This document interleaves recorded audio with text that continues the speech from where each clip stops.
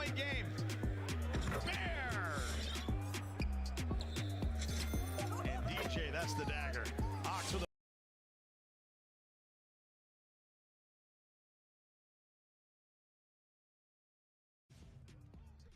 just a one-point game. Bears. And DJ, that's the dagger. Ox with a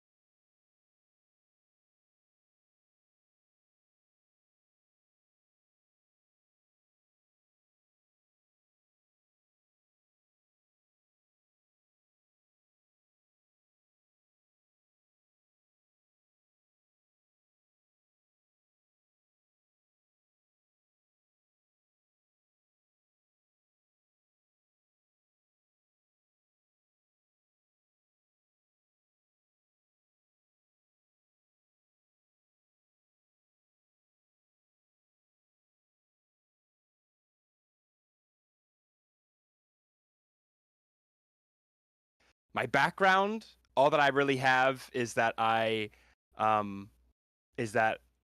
like to study history in real life as well as in fictional universes, and so that is my big thing. Is that I love the High Republic era. I love the prequel trilogy. All of that is basically my background. Is that I've seen all the shows, all the movies, anything that I could really get my hands on. I've read a few books. I've read a lot of comic books. My favorite comic book series is the newest Vader comic book series. Is just Oh, that's good. Yeah, it, that's very it good. it's just near and dear to my heart. It really just shows the inner monologue that we are kind of now starting to see in the new Kenobi show. That's about all I got. I'm not. When you asked me to be a part of this, I was like, me? What qualifications do I have? And so that's I'm answering the same question as I do all of this. So Wonderful. Kenobrix, go ahead and tell a little bit about your background. Yeah, I mean, it's just going to be a very similar story. I've been a fan for as long as I can remember. Honestly, what really captured me into the fandom was I can remember vividly when the Phantom Menace came out, and yeah, that dates me a little bit, obviously. But so the awesome thing that AMC did around that time was leading up to the Phantom Menace premiere, they re-released episodes 4, 5, and 6 sequentially in theaters. And I got to have this amazing experience of going and actually watching those with my dad in the theater and just like having my mind blown. I mean, seeing the X-Wings on the big screen, it was just absolutely incredible. I couldn't get enough of it. And then we went and we saw the premiere of the Phantom Menace. And a lot of people like to hate on that movie. But I mean, I fell in love with Star Wars because of it, not in spite of it. And a lot of people say, "Oh, the pod race was the only good thing," and "Oh, Darth Maul," and then they killed him off. Well, they didn't kill him off, actually, just so you know. But yeah, I mean, there's just so much to know. There's so much to learn, and that's one of the things that as I have continued to grow as a fan, I've just loved so much how there is a lot of discourse that you can have between people. Yeah, there's a bit of toxicity, unfortunately, as well. but there, I try so hard to just be a positive influence on everybody around me, to We're look not at the gonna bright add to side on that. stuff. Yeah, exactly. Yeah, no, we're gonna, it'll be totally civil, but yeah, I mean that's just how, that's how my experience has been. I've loved how much media is out there now for Star Wars, within canon sources, besides just the legend stuff now as well, which I read a lot of that back in the day also. But yeah, I think I talked in a circle now, so Very cool, I'll very circle cool. this. Yeah, back to you, two Adam. two things I picked up from that. Saying I went to go see Phantom Menace in theaters. I'm calling myself out right now. Shut up. Yeah. I was there too, and I don't want to remember that. I remember being I out will there, say, and I'm gonna before we say st- it. you Oh, go said ahead. you remember going in 2005. I was 3 years old in 2005. Shut up. And Shut so- I up. was a senior in high school. Shut Yeah. up. Okay. We're brought Yeah. together now. I'm just gonna say it all right good. now, unashamedly. I was a fan of Jar Jar. I went as him for Halloween one year. Had the whole mask and everything. That's I was it. a fan. Oh man. Adam, I've got to say my like dream compilation would be Emperor Palpatine and Boss Nass. Oh, Um, I just- want I to need to see hear it him. so bad. You don't understand the power of the dark side. God. Yeah. Just so we're being friends. maybe you Us need to into hear this. the Darth Plagueis. See, I mean, who else trained Jar Jar? Oh man, but just so everyone knows that is going to be watching this debate, I'm going to be the moderator from this for this game. I will not voice any of my opinions about any of the commentators will be going on.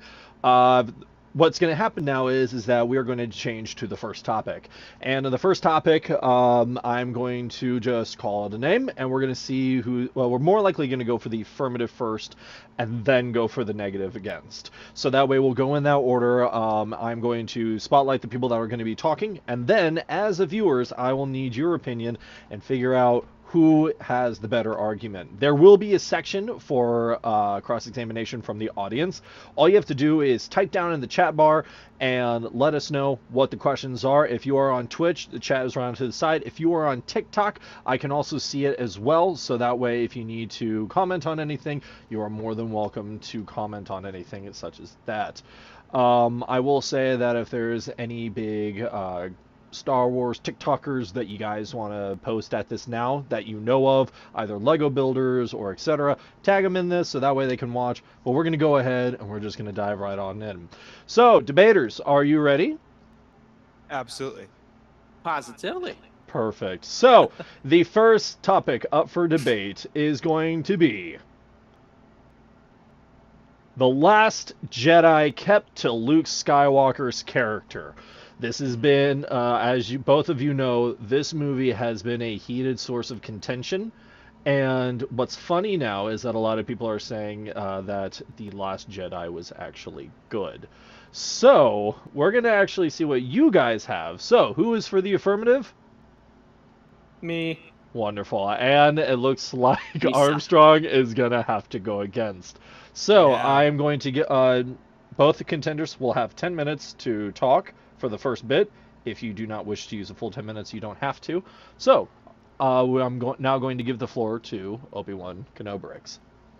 All right. Well, I don't need the whole floor. Just a part of it is fine. Yeah. Anyway, so here's my deal. The Last Jedi kept to Luke Skywalker's character. That is the impetus here. Whether we're talking about people in our universe in real life or people in the Star Wars universe, there is an undeniable truth that applies to human beings in general, and that is that people change. You're not the same today as you were 10 years ago. Neither am I. Nobody is. And the greater span of time that we're looking at, the more significant and more obvious those differences in our previous selves and our current selves are just going to be. That's just how it is. Ask anybody in their 50s, are you the same as you were in your 20s? 100% of the time, the answer is going to be no. We just aren't. As time passes by, events take place in our lives which shape who we are fundamentally as people. And you might argue, that the overall character of who you are is still going to stay the same. You're not going to become, a completely opposite person. probably true, but that presupposes that nothing terribly traumatic has happened in your life to make you change in that way. And in reality, things just do happen. To imagine that a person would be the same at 20 and at 50 is just a little bit unrealistic, in my opinion. The single biggest reason why a significant portion of the Star Wars fan base continues to reject the Last Jedi's portrayal of Luke as, in that circumstance is completely due to one thing: headcanon. The expanded universe back in the day created a Luke that was so different from the Luke that we saw in The Last Jedi. The EU Luke, if you remember, if you read into that, even fell to the dark side at one point and became the apprentice of the resurrected Emperor Palpatine. Yeah, and believe it or not, that I mean, he was resurrected there too. So yes, somehow Palpatine came back. We get it; it happened. But seriously, talk about being out of character, right? Mind you, the extended universe was never ever considered canon, even when George Lucas was still at the helm. I mean, that is a definitive fact. It was explicitly stated that only materials that were considered canon at that time, up until Disney's acquisition, were the 6 movies and the Clone Wars series. Anything else was, you could say it happened or it didn't happen. It could reasonably believe to have happened as long as it couldn't be disproved. But it was basically what they said. I am circling at this point, but really, between 1983, when The Return of the Jedi came out, and 2017, when The Last Jedi came out, there was no other on-screen appearance of Luke. We have no other things to go off of. And so in that really big span of time, fans have had plenty of time to come up with in their minds what Luke Skywalker is as a person and as a character. And the same thing that has more recently happened with Tamura Morrison's portrayal of Boba Fett in the Disney Plus series, The Book of Boba Fett. Fans have in their minds an idea of who Boba Fett is as a person, what he is like as a character. They have in their minds that he is ruthless, that he's cutthroat, that he's unforgiving, in word, bad. And then they see something that is different on screen. We see an on-screen portrayal of a character that doesn't meet our previously held ideas of who they are. And for a lot of people, that is a dissonance that just can't be resolved. Is it based on fact? No, but it's based off of our perceptions. It's probably not based off of reality. Now, while this is an out-of-universe fact, it does bear significance to state that whatever Disney and Lucasfilm say is canon. Therefore, the portrayal of any character within a canon source, whether it's a book, a video game, a comic, or a television series or film, can reliably be stated to be a true representation of that character. But even putting that aside, it is not at all unrealistic, especially considering the traumatic events that took place 6 years prior to The Last Jedi, for us to believe that Luke would be a changed person, a broken and frankly jaded person, disconnected from the Force, unwilling to face reality or acknowledge his past or who he was. Who else does that sound like? The man that we met in Obi-Wan Kenobi series bears practically no resemblance whatsoever to the confident, resolute general of the Clone Wars. The attitude Obi-Wan had in the Clone Wars practically bordered on arrogance. I mean, he knew what he was doing. He was an incredibly commanding presence. He was immensely skilled with the lightsaber, and he strove to do what was right 100% of the time. He served and protected others over almost anything else.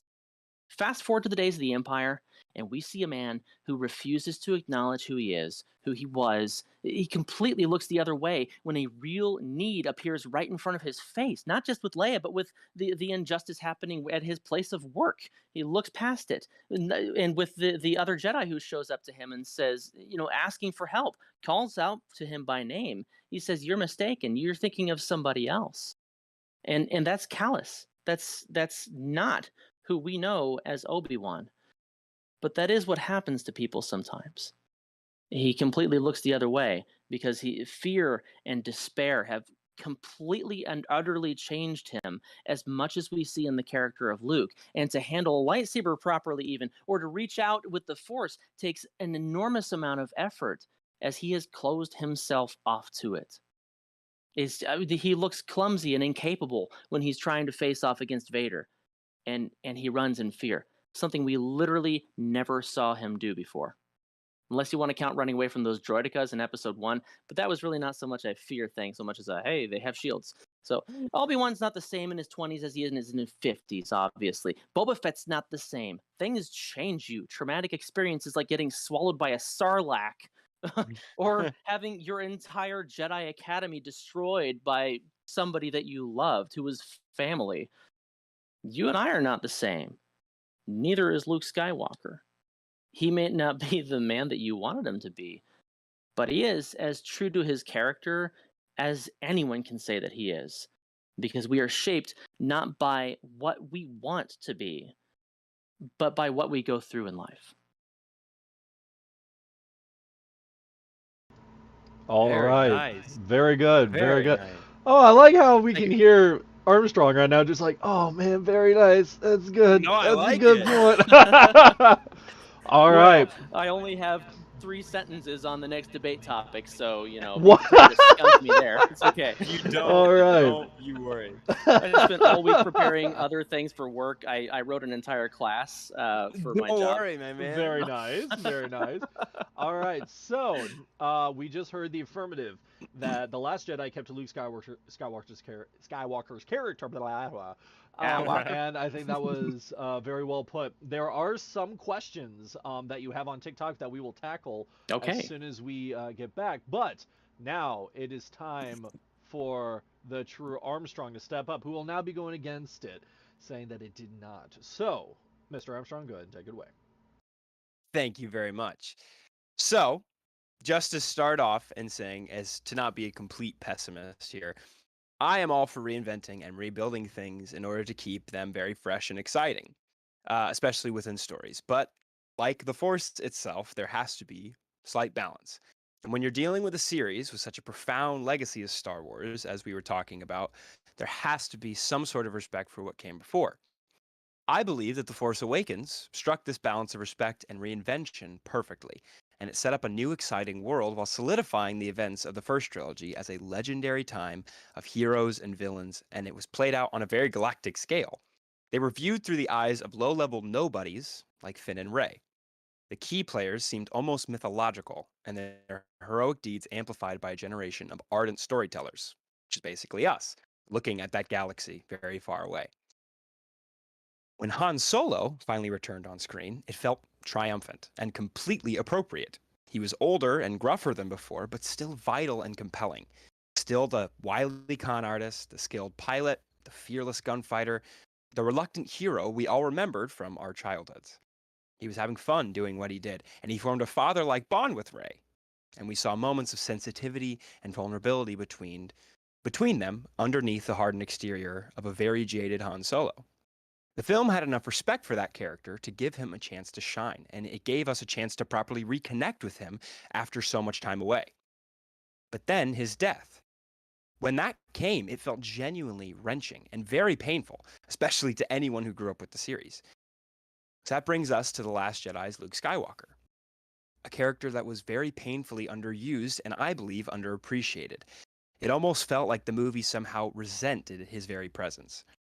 It was a man broken and hollowed out by his past mistakes, the nature of which seemed totally at odds with the damage that they'd done to him. A man who was shut himself off from everything and who never truly got a chance to open up. He didn't let his would-be apprentice Rey in at all, and as a result, he doesn't let the audience, us, in either. Whereas Solo got to travel the galaxy and take part in one last epic adventure in The Force Awakens, Luke spends most of The Last Jedi on a windswept island, brooding in solemn silence, and he was frozen by indecision. He does not connect with Rey in any meaningful level, in my very humble opinion, and he doesn't impart wisdom or knowledge, and he never reasserted himself as the powerful Jedi he once was. A brief physical duel against Rey ends with her as the undisputed victor, completely killing his deserved mythos that she had for him and her potential character arc in one fell swoop. It's clear in that moment that he had nothing to teach her and nothing to contribute to the overall narrative. The boundless potential that seemed poised to explode at the end of The Force Awakens fizzled out and it never ignited. Mark Hamill, ever the professional, gives it his all in the thankless role, making the absolute most of his truncated screen time. But this dedication to a lost cause makes it all the harder to accept the disservice being done to both the actor and the character he portrays. And I won't get too much into an actor portraying a character because, like Knobrix said, it was very, very, very well, just in the way that a person can change over time. So did Mark Hamill, and maybe he had a very high opinion of the character, more so than he should have. But sitting in the theater watching it all unfold, I found myself silently begging for him to just have one moment, a moment of redemption, or a chance to finally show the powerful, wise Jedi Master he had lost so much to become. And it never really happened, in my opinion. His lightsaber fight against Kylo Ren was nothing but a mirage. It designed to distract and buy time for others to escape. A very, very good heroic sacrifice. But even that pivotal scene where he resolves to burn down the Last Jedi temple had to be accomplished by Yoda. Such was the movie's disdain for him. He wasn't even allowed to pronounce the final verdict over the religion he'd worked so hard to protect and uphold, especially in the original trilogy. And to talk about what Luke was, not what he became, I always viewed him as a blind optimist. He was young, strong, and good. He brought Han Solo into the rebellion. He learned the Force, and he watched friends and loved ones die. He blew up an entire Death Star and saved the galaxy. That was just in the first movie. In the next movie, he blindly rushed into danger to save his friends, risking everything in the face of overwhelming opposition without even the support of his teachers, risking his legacy there, his training, and even his life. He risked it all on a dream to save his friends. In the third, he turned Darth Vader, one of the greatest villains of all time, against his master and won the final battle, redeeming the ultimate villain in the process.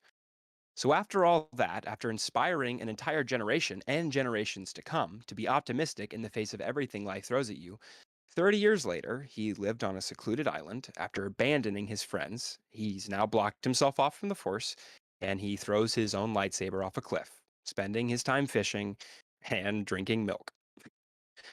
Yoda and R2 essentially had to convince him to join the fight again, and he died what some call a meaningless death that basically does nothing but buy the rebellion an extra 5 minutes. He was a marketing tool, a plot device, and the greatest optimist a generation had ever known was reduced to a coward and a failure. And he had to be convinced to enter the fray because he was broken by a past that wasn't ever truly shown to us. The problem isn't the idea.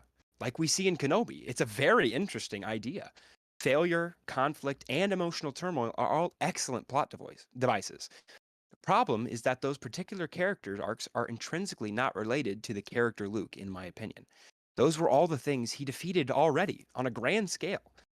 It just wasn't the person I had seen. He can't exist in that way without being ruined, in some people's opinion, and that was the whole point of the movie, to ruin him. To break it all down to something so something else can be built up. And nobody who loved Luke Skywalker for what he represented is going to like that. So it's fundamentally impossible to love an optimist for 30 years, to then be inspired by that, and then suddenly be told he was a grumpy failure this whole time, and then watch him die. Long story short, poor Rian Johnson seriously messed up what in some people's perspective was the greatest hero of all time. Some people think it's awesome, the way he messed him up and that it needed to be done to make the story more interesting. But to many of us, we needed a dash of Luke's blind optimism now more than ever because the world is very messed up and we're all really pissed that we had to be shown that in another separate way. Luke Skywalker was a hero to an entire generation of moviegoers. Yes, Han Solo was cooler and Darth Vader more potent, but Luke was the true heart of Star Wars. His was the journey we followed from idealistic farm boy dreaming of adventure to reluctant warrior, and finally, the savior of an entire galaxy. The original trilogy built him up, and The Last Jedi finally broke him down. And that's all for me on that one. All right. Wow, guys, both of them, those are two very good arguments on both sides. Very well done on that. I feel bad now doing it. I feel like a big jerk because I was like, "You're making points," and I agree, but who knows, man? So, guys, there is now going to be a cross-examination time. So in this time, both of you will get 5 minutes to ask one or the other questions, and I'll give both of you 5 minutes. So like one person gets 5 minutes, the other person gets 5 minutes. So any questions that you may have, anything that you may have that could actually potentially tear down an argument, you are more than welcome to have at it. So since Obi-Wan Kenobi started out, you actually get to ask the first set of questions going after his argument, and your 5 minutes begins right now. So me, I'm first. Sorry, Kenobrix gets to ask the questions first. Okay, I gotcha. Okay, I gotcha. had misunderstood as well. Okay. Me too. I was like, me. Oh okay. shoot. Okay. All right. Well, I will say that I agree with many of the things that you said. That that it was disappointing to see him toss the lightsaber with just apparent complete disregard for it. And then you see in the Rise of Skywalker how it's rewritten to be like, oh, more respect to the weapon. Like, okay, back and forth. Come on, guys. But here's the deal. While I agree that a lot of the things that we see in Luke represent him not living up to that potential and to that image that we had of him, wouldn't it also be true that that is just how people are sometimes, that they let us down, that they are not what we imagine that they should be, and that in fact, even if we wanted it to be differently, it doesn't invalidate the point that the question was this true to his character? We don't have any evidence that says that he is any other character between Return of the Jedi and now. All we have to go off of is the material that we have in canon. So we have, as you said, The Force Awakens gave us a premise that was exciting and enthralling, and it drew us in, and it gave us a story that we were excited to see. Part of that story involves finding Luke, because he has disappeared. Wouldn't you agree that somebody who is full of hope and optimism and is completely just the bastion of light would not have run off and secluded themselves from the rest of the galaxy? Yeah, I absolutely do. What I was going to say is the words you just said them. It's what we want to happen. If looking at the entire trilogy more as a whole, I was really excited by the premise of Rey in The Last Jedi being more of a nobody, like only having herself. Yeah. And that changed very quickly from her having a huge lineage in the next movie, which is what I was basically going to say. If we look at it as an entire trilogy and a storyline, all I was arguing is maybe the person doesn't have to meet the mythos, because of course they're never going to meet the mythos. Luke had one really good moment in the original like multiple good moments, of course, but like one moment where he defeats everything. Like he goes to Palpatine, he says no, he throws the lightsaber away, and I says, I'm a Jedi, just like my father before me. And then Vader just takes control back, but there was no one moment like that, in my opinion, back in The Last Jedi. Like, if he doesn't have to meet the mythos that everyone has of him, but dying hundreds of miles away from a fight galaxies away from a fight didn't feel as satisfying, maybe, in that, just in the same way of, there can be one moment that a hero can choose to save, and he did, and he died because of it, because he force projected his essence all the way across the galaxy. But would it not have been better if he actually had kissed Leia on the forehead and then went out to face everything down and truly give them time by sacrificing himself there? Would it have been as effective? Maybe not. But would it have been emotionally more effective? Maybe. I would say probably not, because his death would have been palpable and real and present for them, and they would have probably been more distracted by that than by him disappearing out of nowhere and being given the opportunity to flee. You're right. It did take a while for Poe to realize at all that that's what he was He trying to wasn't do. even there. Yeah. So yeah, maybe. Yeah, you And you made some very good points. As soon as I heard that everything, I is- was like, I don't know what I'm gonna do. That is the 5 minutes on Knobrick's Okay. side. Armstrong, do you have a question that you want him to answer? If so, I will All start I the was timer. going to really ask is how what was so emotionally, like, did, in keeping true to the hero of Luke Skywalker as a character, if it kept true to him, because of course it's canon. That's the only thing we have to base on. Of course, it's true to his character because it is a canon storyline. It's his character. If that is truly to be believed, how much more canon would we need to truly show how he devolved into that? Like Okay, how he yeah. how he I got know exactly what you mean. Yeah, yeah. I'm so sorry. I didn't mean to cut you off. I think it's a latency no, thing. absolutely. But, That's not so that's a fantastic question, and actually, that's one of the things I if I'd had more time, I would have probably focused on more too. The interesting thing I think with the sequel trilogy is the fact that, and this is often pointed out, there's a disconnect from one to the next to the next, right? It's hugely obvious. There's just a That- change in direction. More than once, obviously. I mean, Ryan Johnson moved the location of Kylo Ren's scar, denied it at first, and then said, "Okay, well, yeah, I did." Like, okay, why? There's literally no point in that. There's no reason. Like, don't do stupid stuff for no reason. Okay, yeah. please. have a reason for your stupid stuff. But and then we have J.J. Abrams being like, "Yes, treat it with more respect," and "Oh, yes, your parents are somebody," and stop throwing wrenches in each other's plans. Anyway, the reality though is that all of Star Wars has been made more full by the non-screen time sources that have come out after the fact.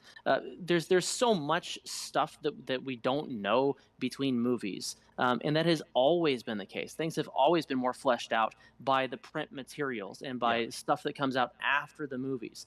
So I fully expect that over the next decade, we're going to have the 20-year, 30-year span between the OT and the ST more fleshed out in a way that helps us to justify and understand it in a really reasonable context. And that's not just me being an apologist for what is canon or for the sequels, because there are plenty of things that I dislike about the sequels. But I mean, it's not something I'm going to throw out, and I can't say that that what I see is not consistent or appreciable, because it is. And I think that this has been something that we've had in Star Wars for forever. Basically, is seeing something on screen and saying, "Well, that didn't make sense," and then having 3 or 4 print materials come out that say, oh, "Okay, well, now it makes sense." Now we've come up with other stuff to make it make sense. When people look at Anakin as a character and they say, "How did he go from being so courageous and on the light, and then all of a sudden he's like, 'No, I need her,' / okay, I'll do whatever you say." Like, that's quick, but actually it wasn't so quick, and we Because see a it in lot Clone more in the Wars. Clone Wars, and we see a lot course. more in the other print materials that are out there. I don't know if you've read Brotherhood yet, but that's a fantastic read. Heart-wrenching. Good first of stuff. all. Oh my gosh, yeah, So absolutely. like, So yeah, that's just what I was gonna ask. Like how like first of all, I agree with you. I'm very much the optimist in that way of there's going to be stuff, like, it's very obvious that we can see that he got there in a certain way. But like, I of course would like more, just like even like live action stuff that we're getting now with like The Mandalorian, like just being like, oh, we all know how this is gonna go. Like this is like starting to like see. So I was just asking, like, what kind of arc would you like to see for him to fully fall into that tragedy? well, And you answered that pretty well already. excuse me. yeah, I think we need to see more about his adventures and his journeys, and then what, we saw really an excellent sneak peek with the Mandalorian season 2.5 / Book of Boba Fett episode where he goes in and starts building the Jedi Temple. Yeah. This is a great intro there for seeing how he starts to develop. We see that uncertainty in him. We see that he is still not sure of himself, not sure what to do. And I think that part of that uncertainty is erodes the foundation for how he is able to serve his future pupils. And that is time. All right. Now we're just quick discussion. We do have a question from Yes. Moose Mischief on TikTok. Okay. They're asking. Let's see. So I'll have both of you guys try to answer this. Here, let me look. It is, what is an acceptable progression of character, especially with this age jump for any character? So I'll have both of you answer that. Let's have Canobrix go first. An acceptable progression of character. I don't know. Well, especially when you have such an enormous age jump, there's a lot of gaps to fill in. I mean, there's just so much we don't know. So all we can do is say, well, how did he get from point A to point B? And the only thing that we know in between A and B, really, the only thing that we know is that he started the Jedi Academy and then catastrophe happened and he reacted as one of probably many ways that people would react to a catastrophe, but his chosen way was withdrawal and blaming himself for it. As I don't know, when I've endured catastrophes, I usually fall to blaming myself personally. So acceptable progression of character. I don't know. I think it probably varies by character. I think it varies by situation, and it varies by how far we're jumping at a time. If we're talking about a year, then we don't want to see a complete 360 in what that character is, because that cannot easily be explained. But we got a huge span of time for Luke here.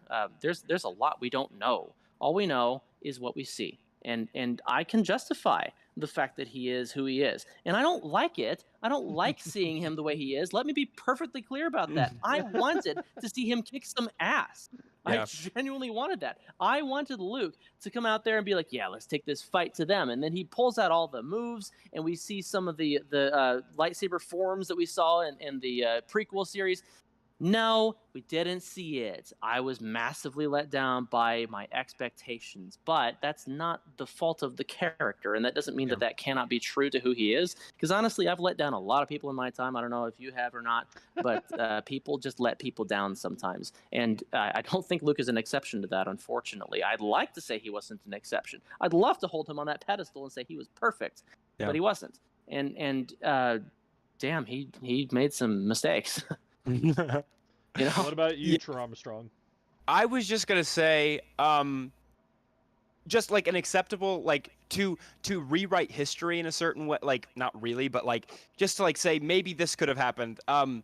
Just the very first time, like when we first see that he tried to attack and take out Ben Solo, it's viewed from an unreliable narrator. It's viewed from Kylo's vision, and it looks as if he is malicious and he wants death and he wants destruction to fall.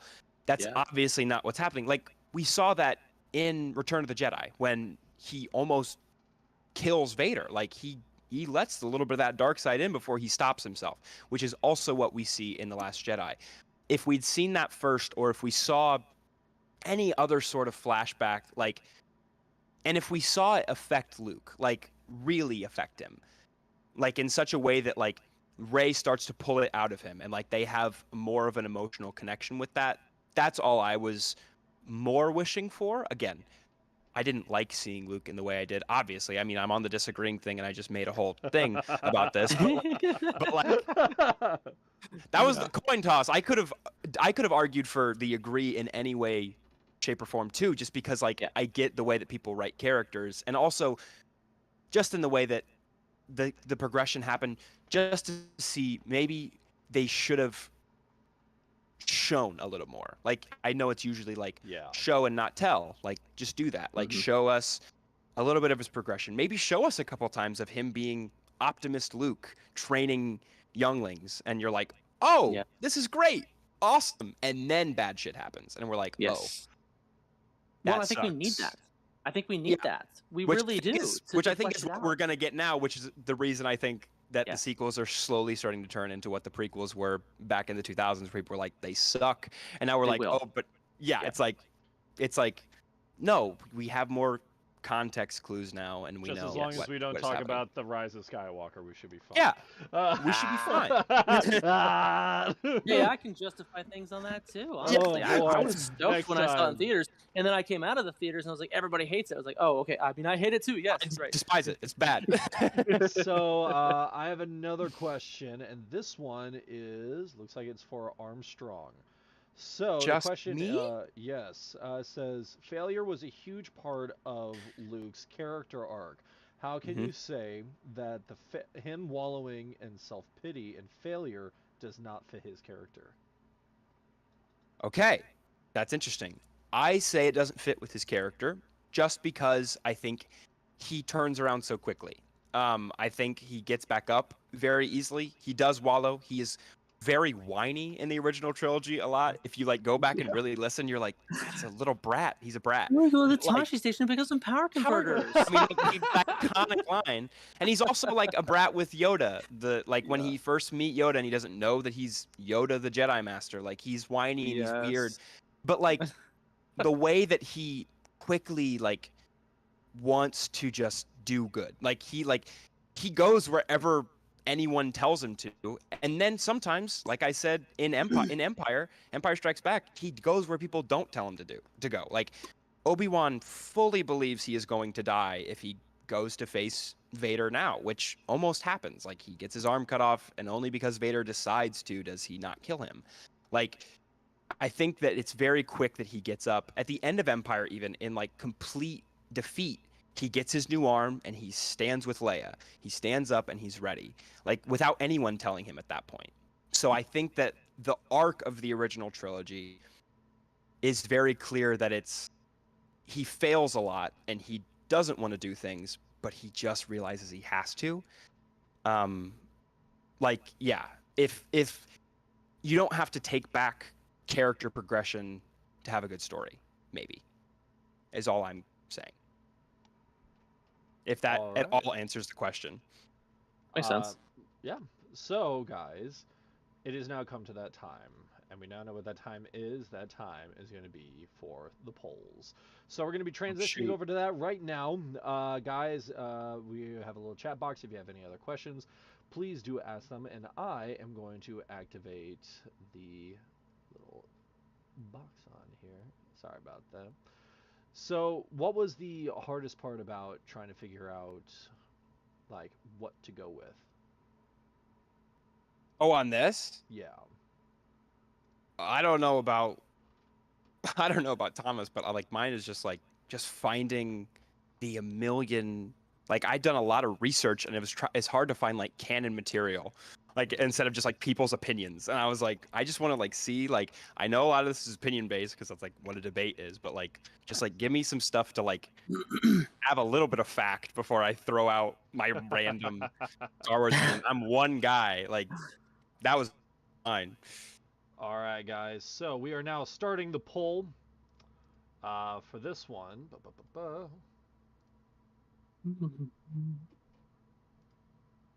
So the last, it is up and running right now. A poll has been open for The Last Jedi, and this is for you guys to try to tell us who is right and who is not.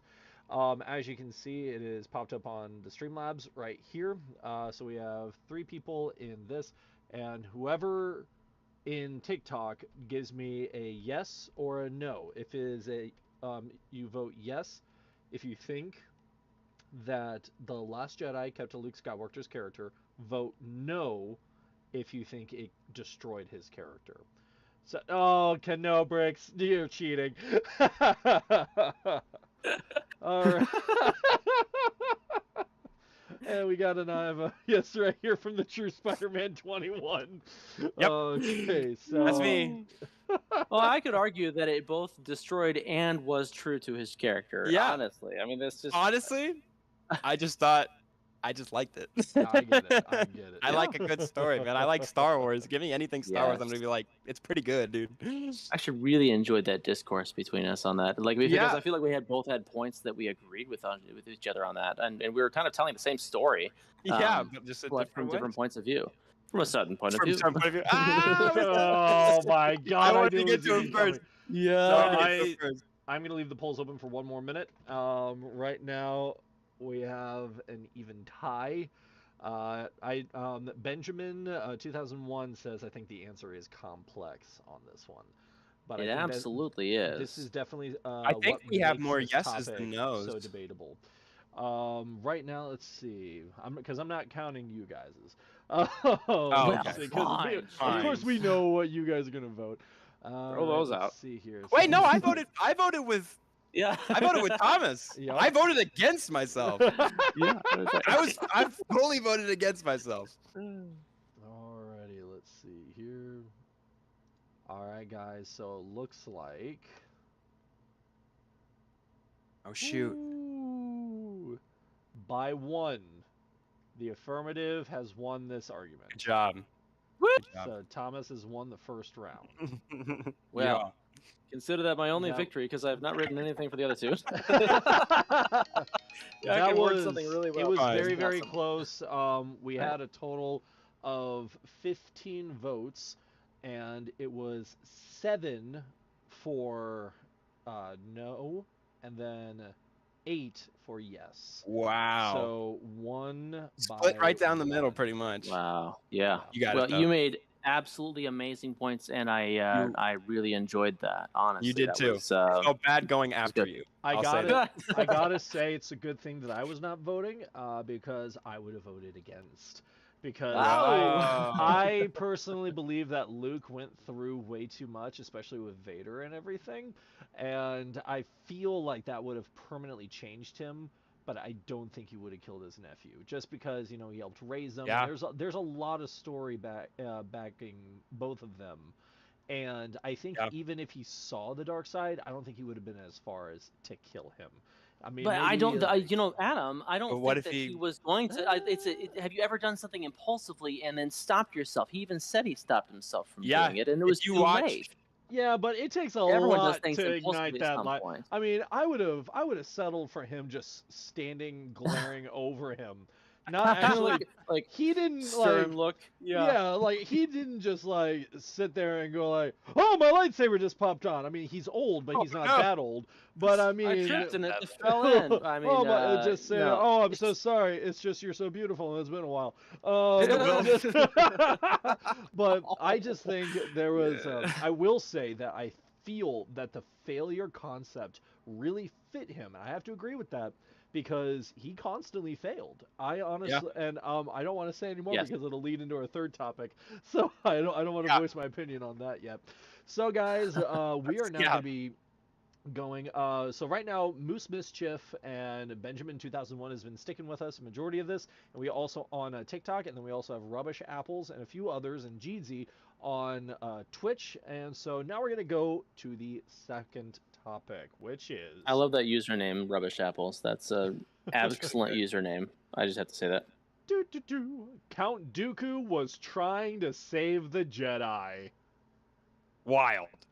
I like how both of you just kind of like, Like, hmm. like, Who knows? oh boy, this one. So guys, whenever we are discussing this is obviously for the people that have not watched a lot of the Star Wars series. Count Dooku's character really got blown up in the Clone Wars. So the little bit of info that we got from him, and we're about to get even more. Here's a plug for future Star Wars stuff. Tales of the Jedi that's coming out. We're gonna get even more, and I Yes. think we're gonna see that turn to the So dark excited. side. Yes. Possibly see some Even. interaction with Master Sifo-Dyas, which this will be the first time we've ever had interaction with Master Sifo-Dyas in anything canon. Yeah. Yes. So right now, Count Dooku was trying to save the Jedi. True Alex Armstrong is going to be in the affirmative as he wipes the sweat from his brow. And we have and we also have Obi-Wan Kenobi disagreeing, saying Count Dooku was not trying to save them. So we are going to start with Alex first. And so Alex, 10 minutes is on the clock for you, and go for it. Thank you so much.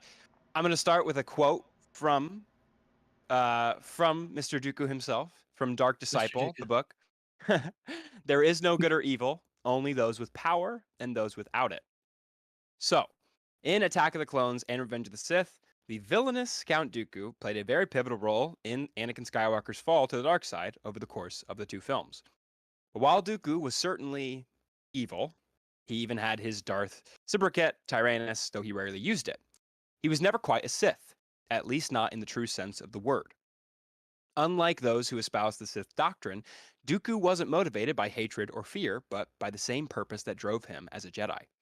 In fact, Dooku even tried to spare Obi-Wan Kenobi on 2 separate occasions and loop him into their cause. Now, a lot of people don't know the reason why Dooku even left the Jedi Order to begin with was not because he fell to the dark side, but because he wanted to fight corruption on his home planet. He was a count. He was very, very wealthy. He killed his own brother, not in a malicious sense, but in a way to consolidate power and make sure that the corrupt politicians of his world would not hold power anymore. Everyone in the Jedi Order was surprised by this and saddened by it, but they supported him completely. Yoda, who was his old master, supported him completely in leaving the Jedi Order, even letting him keep his lightsaber, just because he was like, you are fine, it's okay, leave. He left behind a prosperous career as a very seasoned Jedi to pursue his own political beliefs and values, values being the key word here. After leaving the Jedi Order, he found his way to the dark side and Darth Sidious. He was convinced he could not realize his big picture ambitions with the Jedi Order. He turned to a haven for troubled minds with large-scale goals, the Sith. Dooku recognized that on some level, he was simply trading one corrupt council for another, and in doing so, he risked never getting out from under the forces that oppressed him and the people that they serve. Heavy air quotes there. Dooku was not one for bloodlust, and he even attempted to convince Obi-Wan Kenobi in Attack of the Clones that the Jedi Order was more complicated than the hero thought, explaining that they are just as much his enemy as Darth Sidious. The Count was very forthcoming even, sharing information about the fact that hundreds of members of the Republic were already working for Darth Sidious, corrupt politicians. Obi-Wan, of course, is resolute in his belief that the Jedi Order is dedicated to good deeds and filled with honorable people who aren't corrupt or greedy. Obi-Wan thus turned down Dooku's offer to take the Sith and Jedi together. Hoping that Obi-Wan would come around and partner with him, Dooku was disappointed to find where Obi-Wan's loyalties really resided, but that's obviously why he wanted him to begin with. Count Dooku's vision of the future was one in which the Empire would boast a Sith army to maintain rule and order amongst its citizens. This is also a part of Dark Disciple. This is where it gets very fascisty, and you're like, okay, well, maybe you're not as good as we thought you were, obviously. An efficient and universal set of laws and regulations would be enforced by lightsaber-wielding Force users, and they would eliminate the need for negotiating with corrupt politicians and crime lords. He was very desperate to live in a world that was pure and peaceful, free of immoral beings. And it's kind of a greater good type situation, I believe. You may not agree, obviously, with the way he went about it, but I believe that that's what his pure intentions were. In the novelization of Revenge of the Sith by Matthew Stover, Count Dooku had a conversation with Darth Sidious about the possibility of having Obi-Wan join their ranks again. Dooku argued that having a well-respected Jedi such as Obi-Wan on their side would bring legitimacy to their cause and wash any doubts that the New World Order would act with integrity. Sidious, obviously, dismissed the idea, knowing that Obi-Wan was too strong in his convictions to be swayed to the dark side. And the Jedi that would be far more of value was Anakin Skywalker. But it's very fair to say that Count Dooku's grandfatherly interest in Obi-Wan disturbed Darth Sidious a great deal. He saw Dooku being too sentimental and weak, questioning his resolve as a Sith completely. If Sidious questions your resolve as a Sith, maybe you're not a Sith. Although Palpatine told Dooku that the plan was for Obi-Wan's death to be used as leverage to turn Anakin, that was not the case at all, and Sidious obviously wanted Dooku to die by Anakin's hand. In conclusion, a master swordsman, talented negotiator, and sentimental ex-Jedi Master to Qui-Gon Jinn, one of the most, let's say, rebellious Jedi that we've ever seen. Despite his 2 attempts to save Obi-Wan from the fate of Order 66 and Sidious's led Empire, Obi-Wan remained a faithful Jedi until the day he died. But Dooku believed he was building towards a better future for all human life. He sacrificed his way of life and in pursuit what he thought was the only path to a pure civilization. He was motivated by passion, empathy, and justice. Dooku compared Obi-Wan to a grandson, displaying kindness and a caring disposition to him. Palpatine, on the other hand, is the textbook narcissist with an ego that rules all of his decisions and judgments. He was the truth Sith in the room when his apprentice died, not Count Dooku. That's all I got. All right. Wow, that very well said. Well said. So now we are going to follow up with Canobrix. Are you ready, sir? Aye, aye, Captain. Go for it. Okay. You're supposed to say I can't hear you. All right. Okay. So I, again, don't have an enormous amount written on this subject already due to my gross negligence, but I will I will begin by starting with the same quote that you did. That there is only power and those who seek to use it. There is no good or evil, only power and those who seek to use it, right? And I read Master and Apprentice too. That was an absolutely amazing novel. I loved getting all that extra context into the interactions between Count Dooku and Qui-Gon Jinn. Absolutely amazing. But remember, the key impetus there is not that there is no good or evil, but power specifically, because power is an enormous component of the Sith doctrine. Peace is a lie. There is only passion. Through passion, I gain strength. Through strength, I gain power. Through power, I gain victory. Through victory, my chains are broken, and the Force shall free me. And from the beginning, the dark side seems like a pathway to many abilities some consider to be unnatural, obviously, as Palpatine said. But really, the dark side does seem like a path to gaining the things that you want. And the people who tend to embrace it are doing so because of selfish ambitions.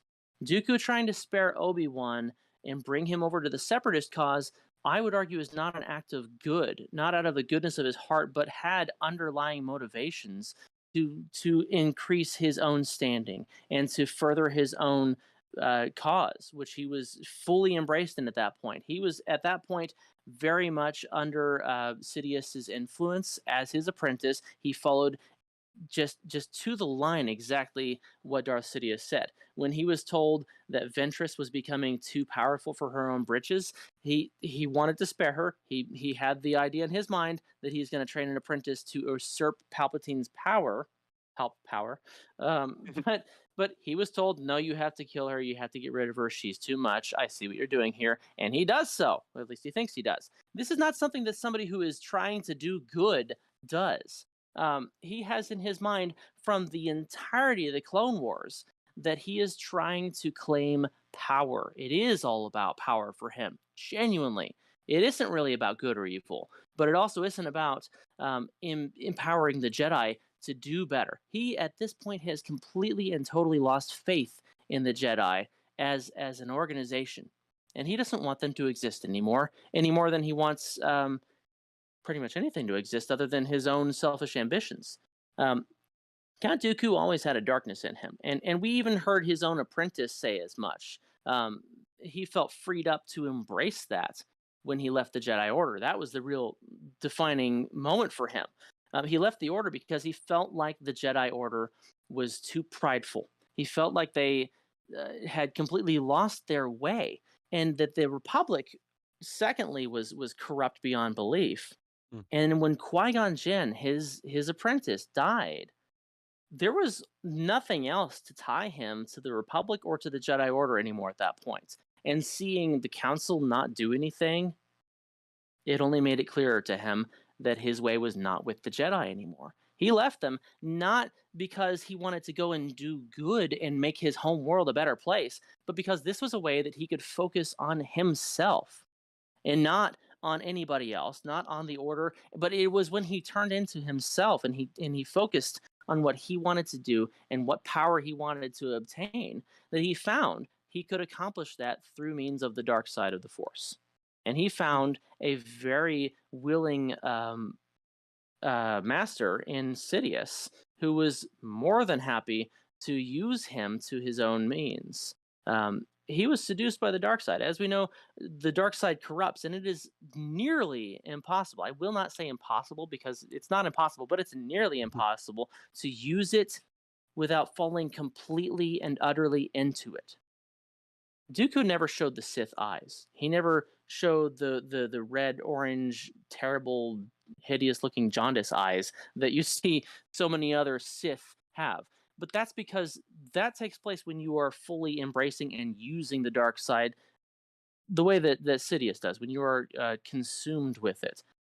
Obviously, Tyrannus, Count Dooku, was not consumed by the dark side, but by the same token, it can't reliably be argued that he was trying to benefit or further the Jedi Order, because fundamentally, Dooku had lost faith in the Jedi Order. And to him, there was no reconciling that. And that is the entire reason that he joined the Separatist movement, led it, and decided to try to go after what his master Darth Sidious was instructing him to do, to orchestrate this war, which would lead to the formation of an empire. That, I mean, just like you said, he had this in mind. And he probably did think that this was going to do good. I mean, Sidious says, and then we shall have peace. You know, and that's exactly when I imagine the Boston Awesome kind of thing happening, obviously. Peace. But really, I mean, he may have had his thoughts in his mind that this was going to be a thing that would happen, that would be good for the most of the galaxy. But that's not a right way of thinking, and that doesn't mean that the Jedi Order is going to prevail. He knew that from the entire time, if he was going to follow through with all of Sidious's plans, that the Jedi Order would be completely wiped out by the time that those plans were brought to fruition. That's just the matter of fact. He knew that the Jedi would no longer exist, and he wanted to be on the right side of that. He thought that power was the way to be on the right side of history. I don't think he thought he was doing what was right, but he thought what he was doing was right. That's what I got. All right. Both of you guys got very good stuff. Points. That's what I'm going for. That's there the you word. Points. Points. I just want to say, peace. Peace. That was what I was saying to her. I was like, I imagine when he said, Yeah. "Then we shall have peace." I agree. All Gotta right, make that so mashup, I got a couple of questions. I actually got 3 questions per person. That was asked by. Whoa. So okay, I don't know about that. Do you guys want to cross-examine one another, or do you just want to jump right to the questions? Well, let's jump to the questions. I do have one question. I have one cross-examination. Okay. I have one go. cross-examination. All right, let's hear it. What we were talking about here, in that we both obviously know that it was in his own mind. Do you believe that he thought of the separatist movement as a just cause? Like, was it because, well, especially when you watch the Clone Wars, like the prequel trilogy, you're like, oh, they're the bad guys, and then you watch the Clone Wars and you're like, oh, there's politics involved, and like maybe Right, you got Clovis. yeah, you got and Clovis, stuff you got that. like a bunch of stuff. Like, do you believe that Dooku himself thought of the separatist movement as a just cause movement? I don't think that he did. I think that Count Dooku is a talented speaker, and I think that he is very good at using influence. I mean, as Ki-Adi-Mundi, the tool bag, said, he's a political idealist, not a murderer. But he is a murderer, obviously, but he is also a political idealist, for real. He's very good at using his words to manipulate and bring people to do the things that he wants to do. I don't think he ever believed that the Separatists were going to win the war, because he knew, at least, he didn't know the entirety of Sidious's plan, but he did know what the end goal was. And obviously, Separatists, coalition, and empire cannot coexist. I think that part of what the Separatists were trying to accomplish was completely valid in his mind, and in mine too, honestly. Yeah. They wanted to be able to have autonomy in a way that they weren't able to have, and representation that they weren't able to have in the Republic. But really, for Dooku, it wasn't really here or there. They were a tool to him. They were Okay. a means to an end. I gotcha. Cool. That's all I wanted to know. All right. So if you don't have any questions for him, then I will go ahead and ask you guys questions. I will go back and forth. So for Alex, he killed his brother. Why? He killed his brother because his brother put a coup. I'm pretty positive. I could go look at the Wikipedia, but I'm pretty sure that his brother started to amass power essentially like Sidious did, in such a way that he got emergency powers from like in a much smaller scale, obviously. And he left the Jedi Order. That was his reasoning anyway. Like Knobrix said, that might not have been his overarching reason, but his reasoning to the Jedi Council for leaving was, hey, I gotta go deal with this stuff in my homeworld.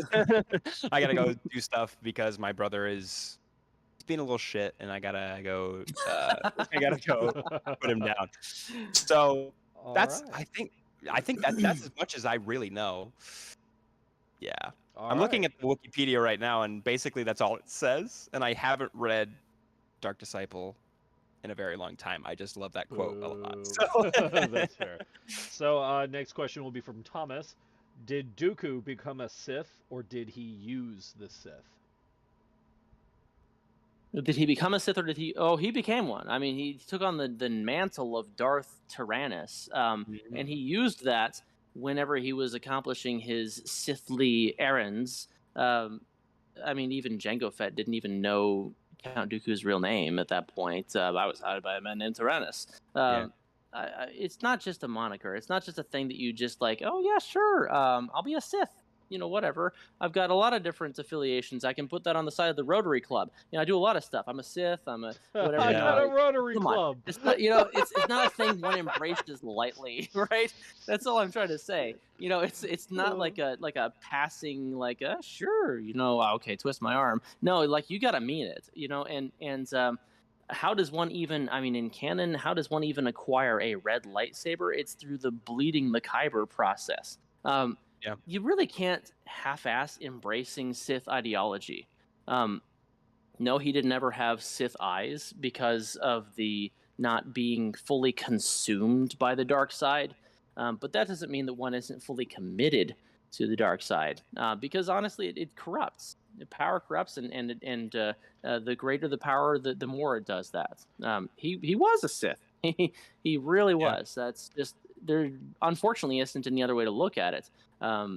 You see it through his actions, which speak way more loudly than anything his slick words could say. You especially see it a lot in the Clone Wars. If you haven't watched a lot of that, it is immensely evident how much he had fallen at that point. Especially as it goes along, which is what I was trying to say in my argument, which was at the beginning, maybe. At the beginning, Yeah. I think that maybe he definitely could be just like being like, I'm just trying to do something to save people, but definitely by the end. Which does agree agree kind with of you. go along with the whole fact that he spared Obi-Wan. Not a lot of Sith spare. That's almost a sign the of thing. weakness. That's an Attack of the Clones, which is like a big thing. Like he had Right. him there, he could have, I mean, absolutely just killed him. Which is what my big argument was like multiple times. He was like, Obi-Wan's a good Jedi. Like he's a good guy. I think we should like take him and like try and like get him to our side. And Palpatine Well, was sure, like, but what does the an Emperor idiot. say? Can he be turned to Darth course he Vader can. about Luke? Right? He will join us or die. You know, and ultimately, Dooku does sentence Obi-Wan to death in the arena. You know, it may be difficult to secure your release, and then what happens after that? He gets taken to the arena to be executed. He tried to offer him the opportunity to join us, which is something that every Sith says. I mean, you see Maul say it to Ezra in Rebels. Together we can do this. I mean, together we can is like the intro line for every Sith ever trying every to bring Sith. somebody over to their cause. Sith I mean, 101. it's time and time Get again. an Sith apprentice.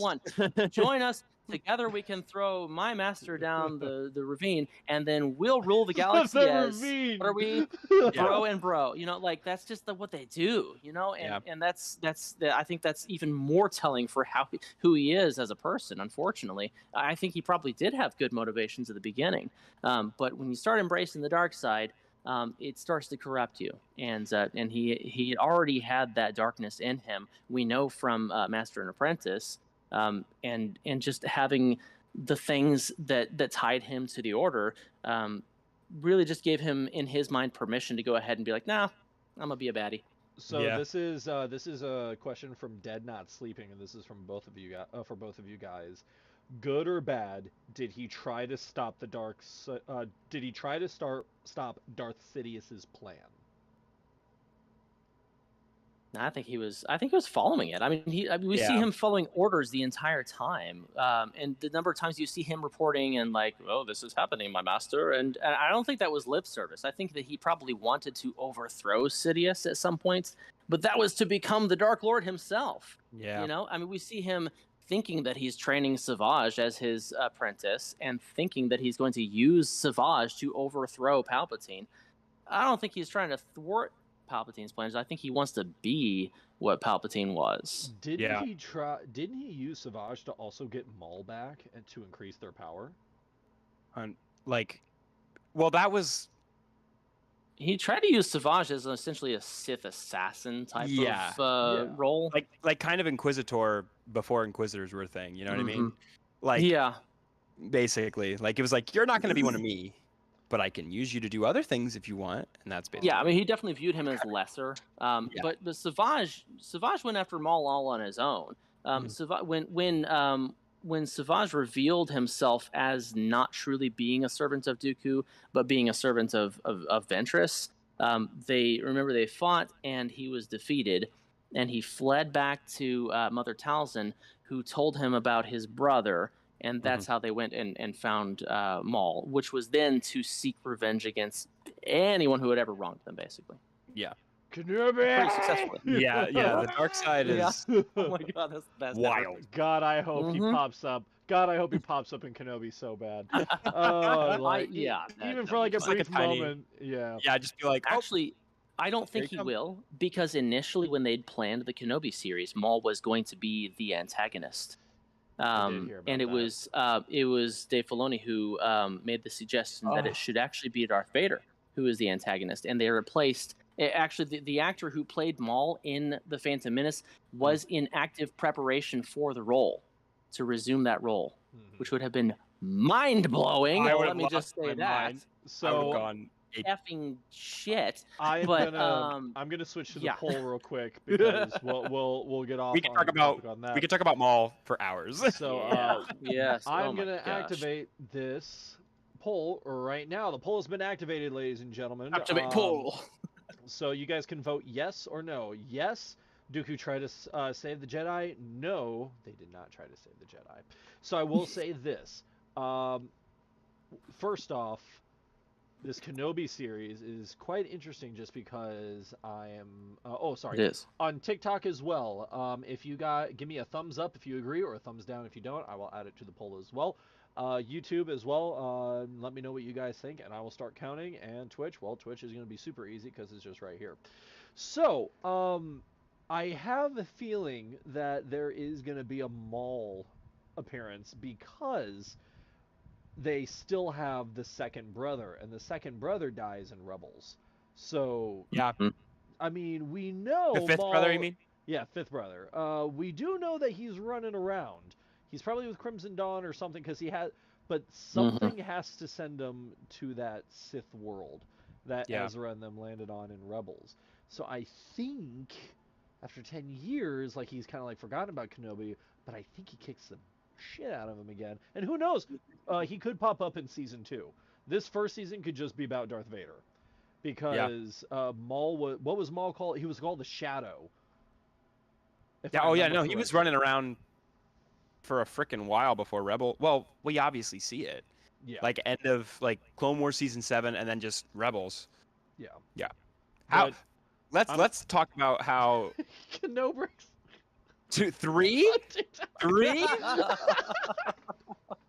rude. This is rude. Dude. Okay. Sorry, keep going. What were How do you we think? saying? How do you sorry. I'm think? How do you sorry. think Grand Guy is gonna come back? Because I've He been just- wondering that. Guys, I've been like, he guys, just got he's not stabbed- dead. Guys, He he's not just got dead. stabbed in the gut. That's all. We know for certain that he's If not just- dead because the only thing that the director would say when they were asking her about it was, "Well, we would never break canon." Yeah, exactly. They would She's not answer the alive. question directly, but That's they said, "Well, we would never break canon." So like they're not. If you are a retconning all dark of Rebels. side user, you are going to have more than just getting stabbed in the gut. Yeah. Maul got cut Oh, in half, no. and he yeah. came Maul back. fell down a shaft. Right? Like, Yeah, he I- was I- shafted. I put Yeah. oh come on. I put Maul on the level of badassness because in my opinion, I think the Obi-Wan Kenobi versus Maul story arc is the best in the entire series. I mean, don't get me wrong, Oh, it's Vader so good. Vader is awesome. Vader is really cool. Luke is really cool going against him, but just Obi-Wan and Darth Maul. Those two Yeah. perfect sides of the coin. It's like almost on par with like Joker and Batman chemistry. Yes, that's exactly it. That's actually an excellent parallel. Yeah. And I loved that when Kenobi was brought into that whole situation, when he was lured back to Mandalore, he honestly did not even really remember fully everything about Maul. He was like, "Wasn't that some guy I killed?" You know, like Yeah. it's just Which like made the it height of so his much hubris. better. Yeah, Yeah. it's like, I don't know, man. I think I killed you a while back, but okay. You know, Yeah. The and poll will Maul be is open like, for "No, I have amendment." thought of you every moment of every day." Which it was like And a I cool mean, thing he's to watch just Maul be chilling. like, by my singular vengeance of you. Yeah. Exactly. Yes, and when Which- he murders Satine in front of Kenobi, Spoiler alert! like, I- Spoiler I alert! legitimately, if people don't know that happened by now, they don't love, they don't love Yeah. Obi-Wan Kenobi. but I am legitimately get emotional seeing that. Like you see that on his face. Yeah. It's Which it's then, like, gut-wrenching. That's the closest. That's the closest that Obi-Wan ever got to turning. That Oh yeah, moment. he like, even, has to be. yeah. Actually, Has we to do be. know Poll from is outside of that it was even written there in his internal monologue that he almost turned to the dark side at that moment. That he started embracing hatred and he turns himself back. Yeah. It's amazing. Yeah, to go from I don't really remember who you are. I think I cut you in half to Yeah. holy cow, you've just destroyed the one thing that connects me to the outside world. Oh yeah. Well, he Like, would have left the order for Satine. She would have been Exactly. the one thing that Oh, he would yeah. have left the order Exactly. for. He admitted it. Okay, guys, the results are in. Oh no. So this one we did. What are not we have talking as- about? We did not have as I many don't know. votes. So the question was. Oh, Rubbish Apples just voted. Rubbish Apples just voted yes with me. Yep. Aw. So. Just so Thanks, Rubbish Apples. we had less people vote on this one. We had 5 for Kenobrix, 6 for Armstrong. No Ah. way. So there, we had 6 people that voted that. At it, I'm pretty sure this is the loophole that got them. Is that it wasn't saying he was trying to save the Jedi the entire time. So it was a very open-ended question because I got Mhm. 2 people commenting. It just asked if Dooku was trying to save the Jedi. He did once, did not specify when. Okay. So I've lost. I'm not gonna take the victory for that one. Take it. You Yeah, argued take it. well. let's see. Someone on YouTube has said your argument about using the Master and Apprentice quote is what won me over on that, showing that he did have nobler goals in mind. However, he just got turned by the lure of power. Yeah. So Wow. He did. I just don't think he was trying to save the Jedi Order by doing so. I gotta think agree with he you on wanted to that do one. good, but I don't think he cared about the Jedi at that point. He always had a Who's to disdain say? I for the Let, Jedi. let's just Yeah. move on quickly before we poke any more holes That's- because I believe Just- that you're just probably take it up. right. So now it is No. 1v1, ladies and gentlemen. And those on TikTok, this is Whoa. the question that both teams, I don't know if they're dreading or excited for. So, as we transition to I the have third one and final paragraph. topic, Anakin is the chosen one, not Luke. This is the most heated topic on the fandom. I myself personally have posted a video talking about how Obi-Wan talks about who the chosen one is. Got up to about 70,000 views and a lot of debates, a lot of questions that were asked on there, and like talking. Yeah. I will also be asking you guys because I want to see your input. But we are at the 7:17 mark. We have been going now for about an hour and 35 minutes. Does anyone need to take a break? Do you guys need to breathe, or you just want to dive right in? I am fine either way. I'm pretty good right now. Let's just do it. Wonderful. So, ladies This and one is the gentlemen, big. It's like the big ticket. the person I'll that pee agrees, when I'm dead. I mean, sick when I'm dead. the person that agrees that Anakin is the chosen one is going to be Thomas Obi-Wan Kenobrix. The one saying that Luke is the chosen one is going to be Armstrong. So we're going to go ahead. We're going to start with Thomas. And sir, whenever you are ready. All right. Well, ready as ever, I think, is the phrase that we use here. So, the chosen one prophecy is something that is a bit nebulous in nature. I think most of the Jedi would agree that prophecies are not to be really taken incredibly seriously. Now, It's not. there's at least one Jedi who believed very strongly in the prophecies and in the living force, and that was Qui-Gon, and he was a major proponent for what he had read and what he had seen. And in fact, most Jedi were discouraged from focusing on that type of force viewpoints, focusing on prophecies. They had really, at that point in the Republic, gotten to the point where they weren't even thinking about the future in terms of prophecies. They were trying to live in the moment and trying to do good and trying to be a part of the Republic and serve it. And their priorities were all over the place, but they were not on the prophecies. And when Qui-Gon comes in and says, "I've found the chosen one," honestly, he kind of throws everyone for a loop. He throws everybody for a curveball there. So at the bottom of the issue here is, what does the chosen one prophecy actually say? What does it actually mean?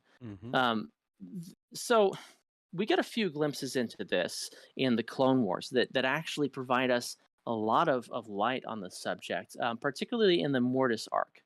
So if you're not familiar with this part of the Clone Wars, it's a really, really interesting spot in the series. It brings a ton of depth to our characters and to our understanding of Anakin as a person. And during his time in this other part of the universe, it's kind of apart from everything else.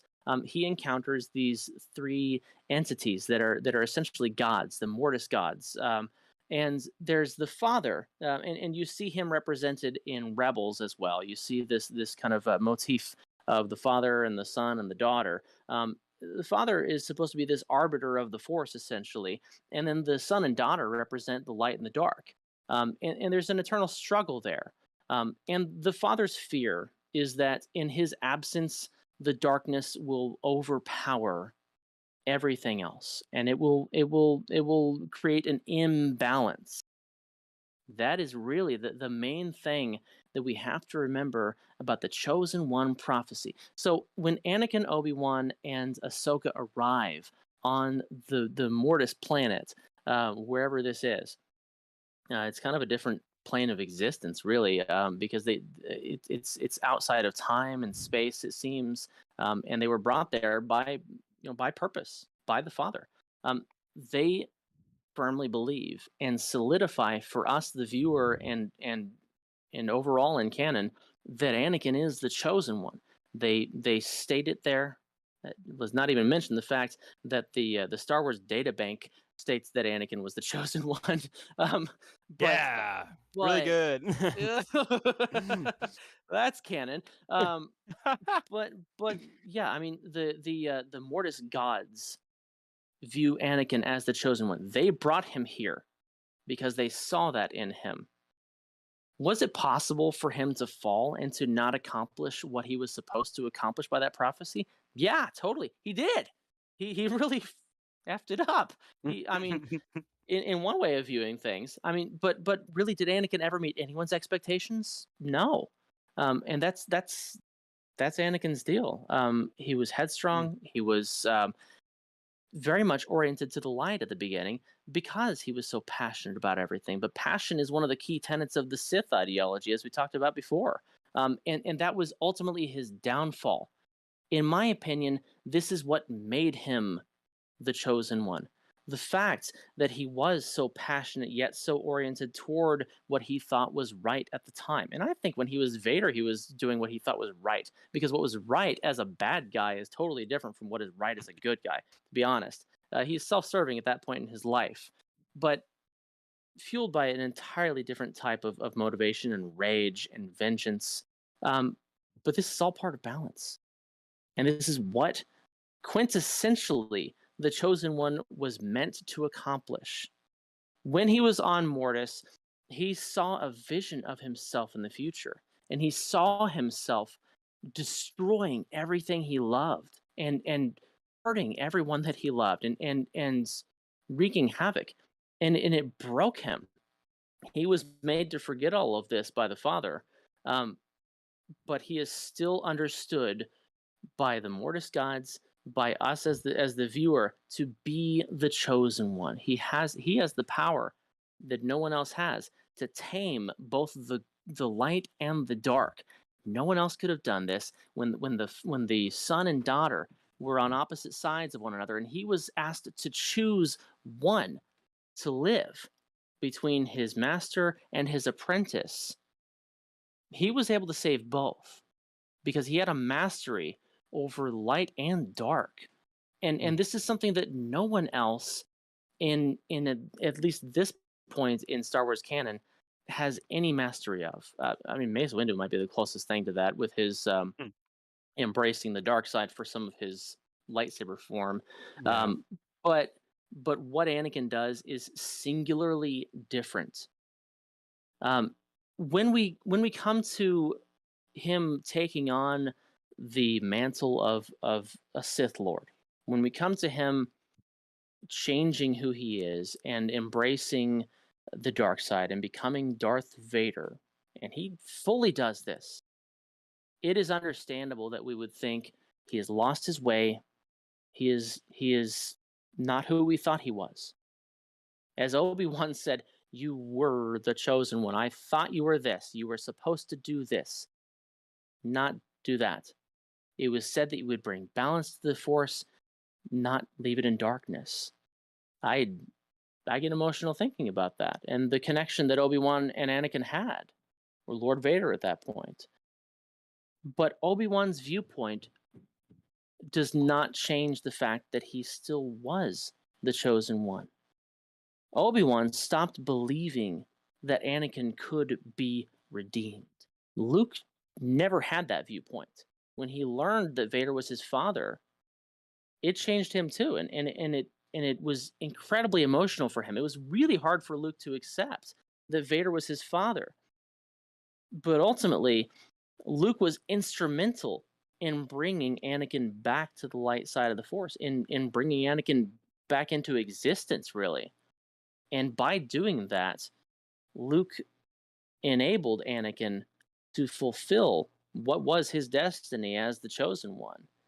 That is what was written in the prophecy. Not that he would vanquish the Sith, because as Yoda said, a prophecy that misread could have been. I mean, really, the Jedi at the point of the Grand Army of the Republic were at the height of their hubris, at the depth of their Force abilities. It was Mace Windu who said that he thought that they should inform the Senate that their ability to use the Force had diminished. They were not at their height, and they did not understand what the prophecy truly meant. Balance is not a billion Jedi and no Sith. It just isn't. There is light and there is darkness. And unfortunately, while we may have preferred that the Jedi remain the dominant force in the universe, that's not balance. There just isn't any way to argue that it is balance. And that specifically is what the Chosen One prophecy argues. The Chosen One prophecy says that he will bring balance. And if you've ever seen a set of scales, you can't have all of one stuff on one side. It tips up. It's not balance. Anakin brought balance. And it wasn't Luke who brought the balance. Luke facilitated Anakin coming back to the light and 40 bringing seconds. the balance that he said that he was going to bring in the first place. So yeah, anyway, that's all I have to say on that subject. Ultimately, Luke was instrumental in bringing Anakin back, but it was Anakin who fulfilled his own destiny in that regard. And he was the one who brought back balance. All right. That Well said, sir. That was quite a lot, man. Sorry, out- only 2 sentences that were already written. The rest Yeah. of it came off the cuff. Yeah, no, as it should have. That's how it always As, starts. absolutely It's as it should like, have. Oh, this is where the fun begins. Oh, I love it. Yeah, baby. All right, so Steal my lines. we have Well, we're just still heard- flying half a ship. That's me right now. I'm flying half a ship. I'm Another flying half a happy- ship. Here we go. another You've happy destroyed landing. most of it. No. Another happy landing. All right, so we're now going to have Armstrong go ahead and pop up now, and you are now saying that Luke is the chosen one, not I Anakin. am. So I'm have at gonna it. try my darndest. Have at it. I'm just gonna I'm gonna go off a lot of what you've said, and talking especially about Obi-Wan. He's expunged in this new age of Star Wars that we're getting. He's the focus right now, obviously. Let's talk about, though, first, how different people have viewed the Chosen One. Obviously, Qui-Gon immediately thought it was going to be Anakin, just because of the way that the prophecy reads. It's very obvious to him that it's going to be Anakin. Obi-Wan, obviously, also views it as Anakin for a while until he feels very slighted by Anakin. And in a very salty manner, some might say, he flips completely, believing that it's going to be Luke. Yoda views it as probably Leia. He says there is another, which a lot of people have viewed as, oh, it's Vader. It's probably Leia that he's referencing there, just because he doesn't see how Luke, being as brash as he is going to bring about balance to the Force. But Anakin's fall from grace obviously affected Obi-Wan's view. When Kenobi once believed his apprentice to be the Chosen One, he became convinced that Vader was incapable of turning back from the dark side. He therefore placed his hope in his own son, in Luke, whom he watched over during his years, as we're seeing right now, on Tatooine. In time, though, Kenobi came to wonder if maybe the prophecy had been misread, and Luke was truly the Chosen One, acknowledging that Luke could determine his own destiny just as Anakin could. When confronted by an old nemesis, like we mentioned before in Maul, Kenobi actually says, as Maul is dying in his arms, that he is protecting the Chosen One, giving Maul some peace. Peace before he dies. Sorry. All the victims of the... You start up. Let me talk. Yeah, all the victims of the Needs to Sith would happen. be avenged by at least someone. But it's very important to understand, in my opinion, that early Jedi were very different than the ones we saw in the prequel trilogy. You mentioned this very much, Thomas. Star Wars The Last Jedi featured a mural dedicated to the Prime Jedi, the founder of the Jedi Order, and it suggested that he was a servant of balance, just like the father in the Mortis arc. He was rather a balanced servant rather than dedicated to the light side of the Force like the Jedi now were. The dark and light aspects of the Force were given equal prominence in the mural, and the Prime Jedi representing the darkness in the light and the light in the darkness. Haven Scott's audiobook Dooku, Jedi Lost, supports the idea that the original Jedi were agents of balance, introducing an ancient Jedi mantra that considers balance another aspect of the Force and venerates it. Prophecy of the Chosen One appears to date from this time, so way before we see the prequel trilogy, and it is part of a collection of prophecies foretelling a terrible trial that would threaten to overwhelm the galaxy. And as revealed in Claudia Gray's novel, Master and Apprentice, as we've talked about before, the Chosen One should be seen as a shining light of hope in a dark time. He should be seen as a shining light. And sadly, I don't think that's what Vader was to a majority of the people in the Empire when he was ruling over them as Sidious's right-hand man. Here's the actual words, which heavily imply Anakin, by the way, but a chosen one shall come, born of no father, and through him will ultimate balance in the Force be restored. The interpretation of such prophecy is tricky, and over the millennia, the Jedi seem to have seen several of their number fall to the dark side through studying prophecies. And as Master Yoda taught, it is one thing to receive a vision of the future from the Force. It is another to pursue such visions, attempting to control the flow of events. Those who sought to understand the prophecies risked becoming so focused on their visions that they tried to do the latter, hence falling under the sway of the dark side. And for this reason, for fear of the dark, only a handful of prequel-era Jedi had ever studied the prophecies in detail. Qui-Gon Jinn was one of the few. The term balance has never really been defined in Star Wars, but like Thomas said, a million Jedi, no Sith. It's an important clue that can be found in comparing the Jedi with the Sith. Think of the Force like a river flowing towards the ocean, and when a Jedi is perfectly balanced in and of themselves, they're like a cork caught up in the current, swept along with it. But in contrast, the Sith reject the will of the Force and attempt to impose their own wills upon it. Assuming that the Jedi interpretation of balance is correct, the Sith are by nature an imbalance, as they egocentrically attempt to control the course of history. Thus, the Jedi believe the Chosen One would be destined to destroy the Sith, not become one. An interpretation supported by out-of-universe reference books such as Star Wars: The Last Jedi, Visual Dictionary. This conflated the Chosen One's act of restoring balance with the end of the Sith.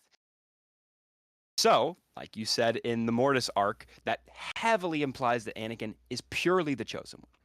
But, to talk out of my own ass here, I'm going to introduce something that maybe makes them like a dyad, perhaps, the father and son view. I mean, we know that's very, very rare, but other Force traditions have their own definition of balance. For an example, Greg Rucka's novel, Guardians of the Whills, contains a quote ascribing to a group called the Ascendants of Mao, which seem to have significant bearing upon the issue. The moment between breaths is the balance of the Force. Between life and death, rest and action, serenity and passion, hope and despair. Note, this contradicts both the Jedi and Sith codes because it suggests that balance is to be found neither in serenity nor in passion, but rather in the moment between them. Furthermore, it envisions balance as a transitory state of affairs, something very temporary to a person, akin to the moment between breaths. So, whatever balance may be, this much is certain. The Sith are the greatest cause of imbalance in the Force, and it's unclear whether this is true of all Siths, or just simply the Sith cult founded by Darth Bane, which was able to operate in the shadows and build its power, eventually becoming the Empire with Darth Sidious. Interestingly, Lucasfilm has recently hinted that there was also another source of imbalance, the Jedi themselves. As you mentioned, Thomas, the prequel era and the Jedi were at the height of their hubris. The High Republic books and comics redefine our understanding of the Force, and they reveal previous generations of Jedi who had embraced individuality in a way that those of the prequel era did not. And unfortunately, as Master Yoda grew more dominant in the Jedi Order, his personal interpretation of the Force naturally overwhelmed all others. Thus, the Jedi of the prequel era had a diminished understanding of the Force and what it meant to be the Chosen One. As noted, the Sith rejected the will of the Force. So, in Anakin becoming a Sith, he rejected completely the will of the Force. And it's notable that the Force ensured that the Chosen One was born outside of Republic space. Either it was Tatooine with Anakin or Tatooine with Luke. He wasn't born there, of course, but that's where he was. Unfortunately, Qui-Gon Jinn was killed in the duel with Darth Maul, leaving Anakin deprived of mentorship besides Obi-Wan Kenobi, who we know was not really ready. He says himself that he failed Anakin. Years later, though, Darth Vader betrayed his master, but only because Luke Skywalker was there to make him do so. In the Darth Vader comics of 2015, Sidious compared Vader to a tool that he would discard when it was no longer useful. Darth Vader could have changed at any time. He was constantly harassed. The only way that Vader would become the Chosen One again was because of Luke.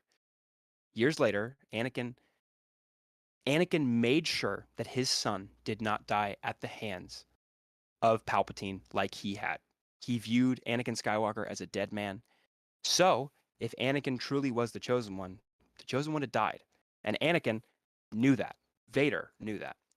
So, within the tragedy of Order 66 and becoming a full Sith Master, the only way that there would have been balance in the Force is if Luke Skywalker was born and was able to turn him back. All right. It's canon that Anakin is the Chosen One. I'm so sorry. I really tried here. Really tried. Okay, You can't so even say much more than Here that. good, though. here we are with 10 minutes of compelling arguments, all thrown away of. By the way, I'm so sorry because it is canon. It's Yes. okay. It's okay to say that. It's okay to say that within canon of the Chosen One, Oh my there's god. only one way for the Chosen One to become the Chosen One again, which is So- I know, fine. and that was the uh, way that he became the Chosen One again. And I was like, the whole time you were talking, I was like, everything you're saying supports Anakin being the Chosen One. But the only way. All right, so I do have some questions. One from a TikTok viewer. So balance could be restored by a gray Jedi? Well, the Grey Jedi are kind of a misnomer. Yeah. They've not really been acknowledged to be an actual thing. That's something we like to tote around and say that it could be possible, but there isn't really such a thing. Yeah, it's you're not either a canon, Jedi or you're not. really ever. Yeah, Yeah. unfortunately. I gotta But that say, prime, that prime Jedi that I referenced, like the Yeah. founder of the Jedi Order, essentially is what the community calls Grey Jedi. Just being Yeah. like, but that's both also sides the era are of the needed. High Republic. I mean, that is Exactly. thousands Right, and of that's- years that's- before. Embracing the will of the Force, not just the doctrine or the ideology of the Yeah. Jedi Order, which is very specifically different than being the Chosen One. exactly. Really, Well, and they- balance like ultimately doesn't mean all one thing or all the other, or even a lot of one thing and a little bit of another. But it means equal parts. There just isn't any other way getting around it. Which So- could mean, if you want true balance, having no Jedi No Jedi, and that's- no yeah. Sith. So Exactly. maybe Luke was the chosen one because in the Last Jedi he destroyed the last remnants of the Jedi. Yeah. Well, actually, it was Yoda. Maybe Yoda's the chosen one. but Maybe the, he's the chosen one. It's the- confirmed canon. The Jedi, Yoda's the but chosen one. the Jedi teachings were passed on. Rey took them. Damn it, Ray. Damn it. She's screwing everything up. So, Hey, who? Right. I don't have any other questions. Or do you guys have any questions for each other? I don't really. You could have questions for me on more. You as soon as you pulled out the Mortis arc, I was like, well, well, he's well, it's Anakin, baby. Well, love the and Mortis I would arc. also say to almost not to question, but to retort with Obi-Wan, because of Obi-Wan. I saw this meme the other day that was like, Anakin, I've subscribed to Disney Plus because of Obi-Wan. Yeah, because of exactly. Obi-Wan. I'm sorry. But my perspective on Obi-Wan is that he has a flawed viewpoint on Anakin in the first place. He does view, like you said, Anakin as irredeemable. What have you become? And he doesn't think Anakin exists anymore. He doesn't think that he can come back. And he has taken Luke then as his next hope, his new hope, if you want to go that way. But unfortunately, the fact that Anakin does come back, regardless of how it happens, invalidates Obi-Wan's entire notion there that Anakin can't come back, and that is he's irredeemable and is no longer the chosen one. Because the fact that he comes back completely tears apart his own argument that Anakin is Absolutely. gone, because he did Yeah. come back and he did fulfill what he was supposed to do. The one thing that I always love hearing, especially from the Star Wars community, is how much they love the fact that only Luke could bring him back. Vader back. Like Yeah. the one thing I was gonna question you is like why when in Rebels when Ahsoka and Vader, the iconic battle between Ahsoka and Vader, I hate why it so didn't much. he turn back then? Kills Why me. didn't It kills me. yeah, it hurts He- because I think he kind of did. The moment that his helmet was cracked and he just said Ahsoka. Yeah. I mean, that moment right there, a little. Like, she even said Yeah. Anakin. Like Yeah. she heard his voice. That's a weird thing. But If you could see me right now, you'd see that I have goosebumps. It's Yeah, like it's really unbelievable. good. Such a But good it then, really episode. is. it, Yeah. but then it fully goes into, then you will die. Like Yeah. that's not his Anakin voice anymore. changed and everything. Like Exactly. Like he said comes Ahsoka's back. name as Anakin, and then it was just Mhm. Yeah. then you will die. Yeah. Looks like Yeah. there is there a question? No, it's more. I'm a looking. statement. All right, so we are now going to move to our third and final vote. Final vote. All right, guys, this is definitely one of the hardest questions. The poll has been started on my Streamlabs. I'm now taking votes to find out what you guys agree with, what you don't agree with. I will say that personally, I'll wait till after the debate's done. I think that all three topics you guys have tackled incredibly well. I feel like Alex, stop it! You can't vote. I voted. I Hey will man, no one say. else is gonna vote with me. Let me get one vote just for myself. I'm supposed to log in as a guest. I will That say. guy knows what he's talking about. You voted. Is this because of Obi-Wan? It's because of Obi-Wan. I will because of say Obi-Wan. that you guys definitely came ready to talk about this kind of stuff. I'm getting a lot of thumbs up and thumbs down. Like, people are agreeing, people Really? are disagreeing. Guys. Well, this is one of the hardest topics in the series. Even though, there's even an interview saying, like, George Lucas going, yes, Anakin is the chosen one. However, the way that the story is displayed is that we don't know the prophecy. We just know he's supposed to bring balance to the Force. However, what if the balance isn't in, like, Anakin making the balance? What if it is Luke convincing Anakin to be the tool of making balance? That was my whole.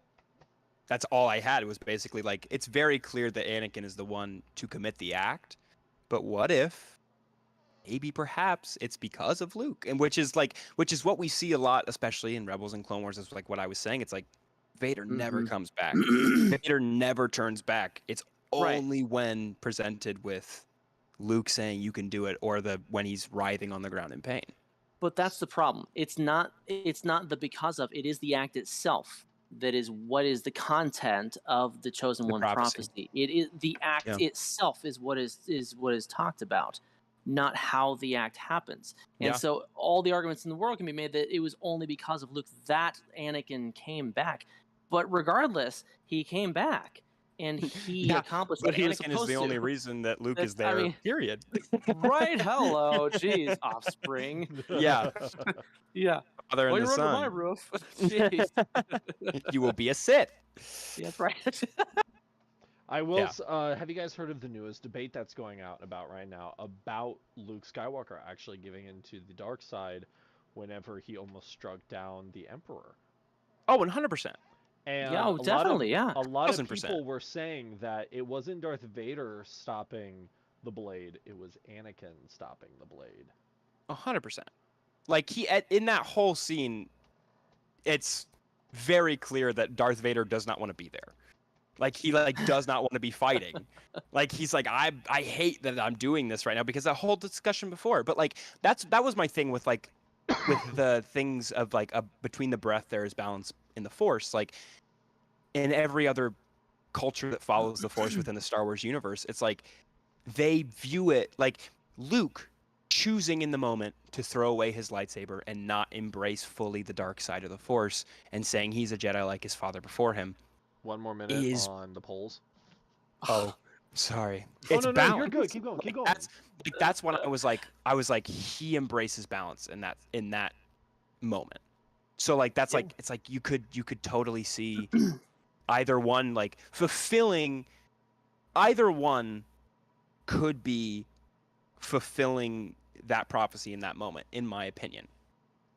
I do believe that it's Anakin 100%, but like I can see either way right in that moment. Yeah.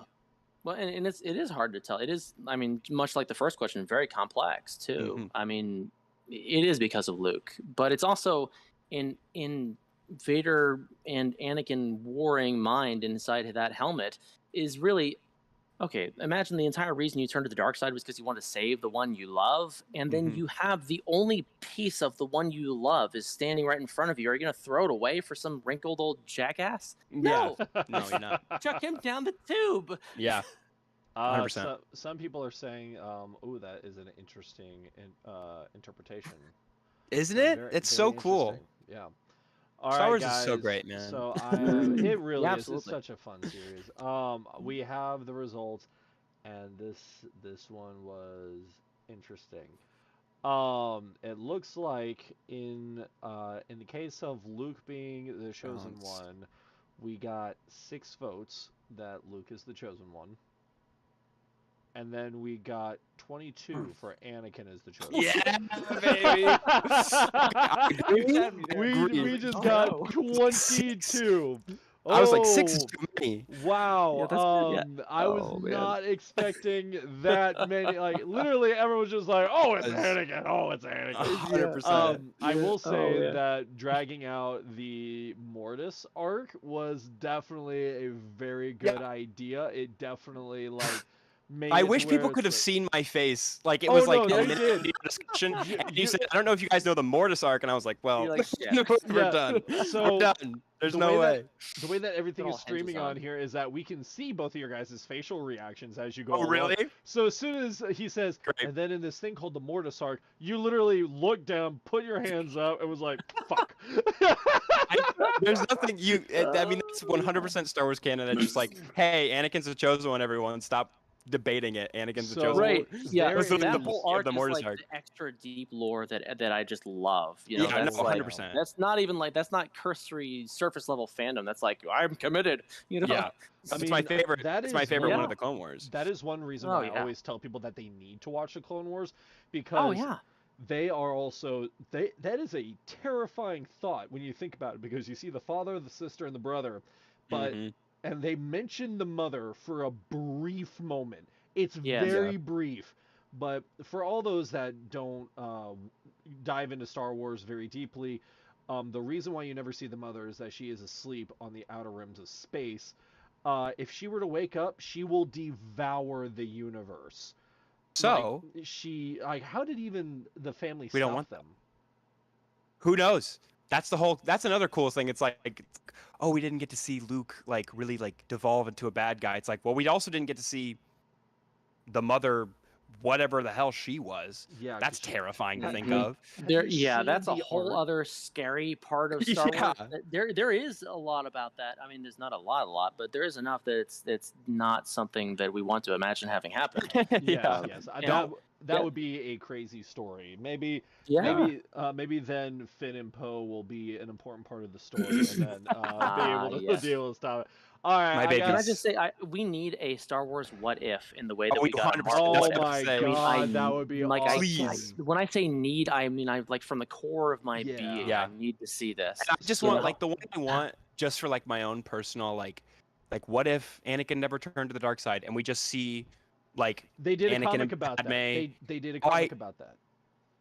Or Anakin turns you to the dark kidding me right side now? and doesn't No. burn. So Yeah, uh, that one like full Oh. strength Anakin as Yes. Vader, there terrifying. was a Oh, yeah. there was a comic strip where Finn Poe writes there was Finn Poe writes. a comic where Darth Vader approaches Palpatine, and when he illuminates his lightsaber, it's pure green. And he's in Oh full my Vader gosh. outfit. He fights and he kills Palpatine, and then he finds Obi-Wan Kenobi. I can't remember. I think it's on Naboo, and Obi-Wan brings out his lightsaber, and he's ready to fight him. He's ready to like fight to the death, and Vader just falls to his knees. He takes the helmet off, and he says, Oh my "Obi-Wan, God. please Mm. help me." And That's- that's where the comic ends. That I mean, does not go- absolutely. and look it up, because it gives me goosebumps every time I think about Yeah. it, because Yeah. this is after he kills the younglings. But this Yeah. is the universe Mhm. where he finds out that Padme died because of him, and he Yeah. feels the guilt of it and wants to take revenge on Palpatine. As he should. Yeah. Yeah. Well, there's 100%. actually, I mean, there's several examples of that. Like when in the Revenge of the Sith video game on PS2 Yeah. years ago, Oh, there's an alternate good ending where he game. kills Kenobi Yup. and then kills the Emperor afterward. Right and after. then this is my empire. That was Yep. actually a really cool cutscene. But secondly, in the comics, the Vader comics, Vader has I was an about to out-of-body say. experience. Yeah, where he I does remember actually that. get tempted by the idea of turning back to the light. He's in his Vader suit and everything. Yeah. But yeah, it's something And else. like Have you you see like seen- this whole vision, and then Yes. he wakes up and he's like, "No, I can't. No, Yeah, you'll never exactly. accept me." Have you guys seen this new comic where Vader, like, I think it's more like a vision state, but his main core body is purely red with rage, and then his appendages are all blue. Yep. And Yes. because that Yeah. was That's from the like, Vader. that- oh my Yep. god, I love that so It's- much. I love that. It's idea. Yeah. very good. And Yeah, on it's your kind of red and blackish, swirly. Yeah. going all of off it, yep. of what you said with Star, like we need a Star Wars What If. What do you classify Visions as? It's Legends, basically. Yeah. I mean, it's not. I mean, it's confirmed not canon. It's just not. fun No, I stories, you know? wanted the Ronin. I I know. wanted the I Ronin. know Ronan's It'd cool. be so and yeah. that band on Tatooine, they were pretty dope. Oh, Yeah. my God. Yeah. Yeah, it's not canon. But it's fun. You know, Yeah, it's great that- that- stories. I think it's just like trying to bring the fun back into Star Wars type Yes, of thing. People are yeah. like, let's just look at And there's a cool second stuff season and of have that confirmed fun. too. Yeah, and there I'm should very be, happy like- to hear about that. There Yeah, is of one. course. There's gonna be one. So Yeah, Plus, so, we're like, getting just Bad stuff Batch like season that. 2 at the end of this year too. and as we Andor. should. Yeah. Also, Andor. a new trailer just dropped for something Star Wars related. I just saw. Was it a on heavy trailer?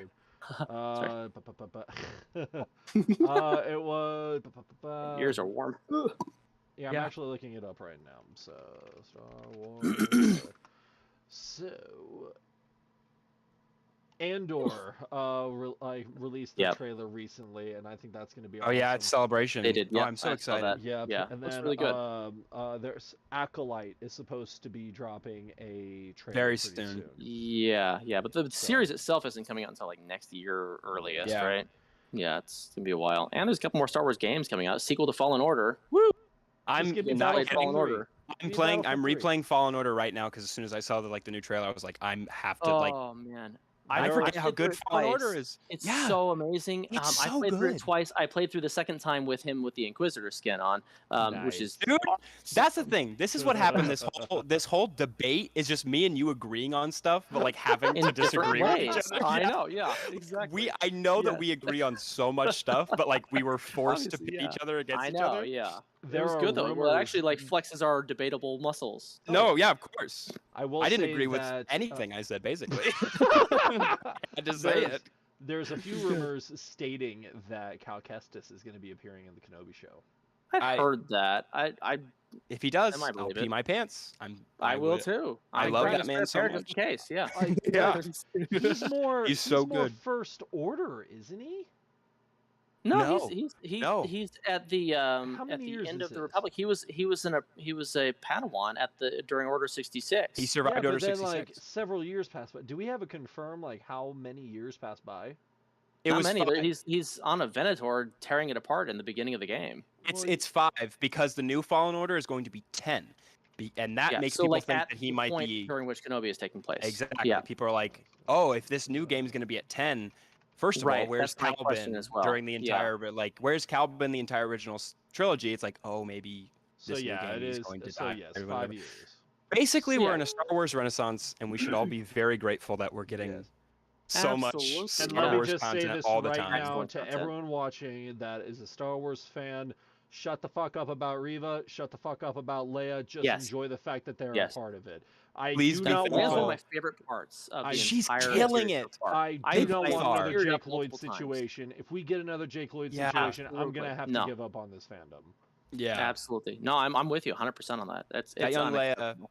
is one of the best parts about the entire series. She She's is absolutely the destroying it. star of the show practically. Yeah, I mean, it's she's so cute. unbelievable. I mean, She's so perfect. The way that she embodies the character and really pays absolute amazing tribute and homage to Carrie Fisher. Is just Oh, yeah. there is nothing that I could see being better for that role than this little girl. I agree. Well, mean, like, she's doing an amazing job. she's doing an amazing job, and like I watched an interview with her the other day, and she doesn't like people are like, why is she acting like this? It's because like that's what She Leia is is like like. that. Like Yeah. it's like this little girl doesn't act like the character does in real life. That's just the way she's acting the character because Yeah. that's the way Leia is. Like Yeah. if you only liked Leia because she was an adult, it's because you thought she was hot, not because you liked the character. Like that's the only reason. like that she's Yeah. here now and we're seeing a young version of her because she's doing a great job. And Reva is a dark side user. She's going to be annoying. Like she's Yes. going to be mean and bad because that's what the dark side of the force is, And guys. Pursuing her own selfish ambitions. Of We've course. been over Like this. we talked Yeah. about this all night. It's Exactly. Dooku all over again. So Dooku all it's over again. Dooku.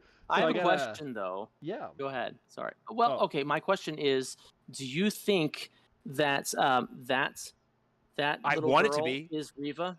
I absolutely want it to be. I want to get Because more how backstory of her. else does she know that Anakin he's is Anakin. Darth Vader? She saw him in the temple on the side of the 501st, or Whacking. she overheard him on the holocron or on the hologram with Sidious saying, "Well done, Lord Vader." You know, I mean, Yeah. she was physically there in the temple. She overheard it. She saw it. That, was physically there that's in the my temple. opinion, at least. I mean, that could be disproven at this point, but I think what I thought originally is like she has that power to like read people's minds. But Yeah. I was like, but how does Vader like let that happen? And what we saw in this new episode 4, spoilers for episode 4 if you guys haven't seen it, but Right. like she couldn't get into Leia's mind because She's not as that we know, strong. because Leia Leia is strong in the Force. Leia is strong in the Force, obviously. She's Anakin's descent. She's sister of Luke. Like so like Yeah, there's like Plus I Leia think can she fly in space. I mean, we Yeah. know that already. Yeah, I sorry. think- Sorry. I think definitely that she is that little youngling, especially because like there's no way that they do that little scene. I mean, Dave what was the Filoni point in loves that other showing- than just to reek us through the coals Yeah, again? yeah, just be like, I "Here's was Order 66 "Not again, good luck." No, Yeah. I'm not gonna lie. I was actually really irritated whenever Reva said that Anakin is Vader because that I was was such a little bit. I was like, "Hey, how do I you was know like, that?" yeah, I know that that, but is- how do you know that? that is You know such a well-guarded secret in Yeah. the Star Wars Yeah. universe that I Oh, mean, Vader kills people who find out that he's Yeah, Anakin. I mean, Vader kills anyone Vader- who knows that. there in canon there is a stormtrooper that actually got really close to Vader. Yes. And Yes. he found out that he was Anakin, and he didn't even hesitate. He had to kill him. And Yeah, of course. because no one can know who he was, or else everything that Vader because is will Anakin start to- Skywalker is dead. Yeah. So I had a thought about this. So we saw a couple of Padawans and not really Jedi Masters in the vault. Did we see the teacher that was teaching those kids in the vault in episode 4? Oh, I don't know. I'll have There to were- go So- rewatch The it for teacher a at the beginning, fourth she got time. shot. The master who was at the beginning in episode 1, she was killed. Okay, Yeah, because like fully. there was an older Yeah. woman that was in episode 4 that was frozen in there, and I need to go back and see it because it looked like one of the kids. I'm wondering if they're trying to throw us another curveball because I think all of us expected, oh, the reason why they're showing these Padawans is because one of these Padawans is gonna like, and then whenever she said, oh, Anakin's Vader, by the way, then it's Yeah. obvious like, oh, Right, I she know. was a Well, Padawan, Anakin is she was there. alive, and you're like, oh, Mhm. Now, You're like, yeah. I'm Mm. trying to figure out, like, it has to do with Obi-Wan Kenobi. I think Kenobi may have left her behind. And that's why she's so pissed, because Kenobi didn't. yeah. He just went straight for Vader. Perhaps. Well, I mean, Kenobi wasn't there in the temple during the massacre. No, we it was don't. I mean, so, time later. but there is something extremely significant about what she says when they ask her, "What do you expect to get out of this?" and she says, "What I am owed." Mhm. And that is in episode 1. And so what Yeah. we need to understand here is, what does Reva believe that she is owed, specifically from Obi-Wan? She has an incredibly specific and narrow focused vendetta that is based on something that happened in the past. and we don't know what it is at this point. Yeah. But circumstantial evidence points to the fact that maybe she believes that he should have come after her. But secondly, we have to remember that she was a Padawan, a young child at this time. Padawans are typically ages like 3 to 10 max, and so she grows up then during the era where all the propaganda, everything that comes out says the Jedi were evil, the Jedi betrayed the Republic, the Jedi were in the wrong, and so she does have this perception that probably that what she was brought up in was wrong in the first place. She has something against Jedi, and in general, obviously she turned over to become an Inquisitor, but there's a narrow focus from her. But we also know I'm curious to see what it is. We do know the kind of torture that Inquisitors go through. I mean, it is. Oh yeah, especially from it's Fallen Order. Mental and physical, and we know from the comics also. I mean, Vader dismembers a piece of every Inquisitor physically to show them loss. Which most of them already knew because of Order 66. Like most definitely. So They've I'm got to stop intrigued. showing that. I can't keep handling that. I cannot go through this torment anymore. It's like the past 5 shows they've been like, here's Order 66 again. Good luck. I know. like Not to showing- mention, the video games too. Yeah, it's like showing Uncle Ben dying at the beginning of every Spider-Man movie. Like It's we just get it. It's like, I guys, know. we know the Jedi died. Don't show us anymore. Come on. I know. There's a Well- couple of rumors that Grogu is going to make an appearance somewhere in the Kenobi show. Well, he was there. We know he was Okay. there. Yeah, but that's true. Yeah, well, we need to see who saved him in the first place. Was it Jocasta Nu? I mean, I want it to be Jocasta Nu. I wanted to be Jocasta just so I could be annoyed by it. Oh, I know. Well, and plus I know, right? Well, that doesn't exist. Like, oh, fuck you, jeez, man. how about the fact that they First off, you're brought wrong. in Quinlan Yeah. Voss? Oh, I lost my mind. I know. I Well, know. it When was. the twin was here, I was like, who was here? What a freaking shot out of nowhere! It's like I know. Master I Quinlan watched Voss Kenobi with is my here? mom. I It's like, knew. wait, Never what? watched No, Clone of course, Wars. yeah.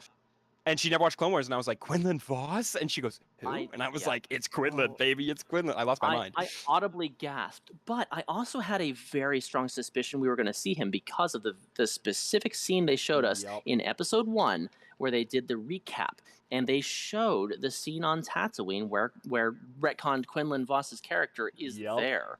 And I was like, why are they showing that specifically? He's going to be here. And Maybe. I'm just like, Oh. woo. Question is, The will fact he they be mentioned good- him was like, will wow. he be good or bad? Yeah. Well, he's helped Which people along the path already. that's true. That's true.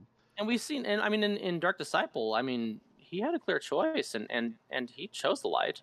Hmm He did. And Ventress sacrificed herself for him. So he That was he's a lot of gotta be heartache. staying on that. Yeah. Damn right, yeah. All I know is if they He come wouldn't out- be bringing younglings through the path if he was on the dark side Yeah, at that that's point, true. I think. Yeah, you're probably all right. I'm gonna say is the day that Darth Bane comes to live action, I'm just gonna shit my pants. I'll lose my mind. I That's used the it new in one of era my of debates. fans. Yeah, Yeah. exactly. Yeah. Because Mhm. Yoda technically did meet him. Yeah.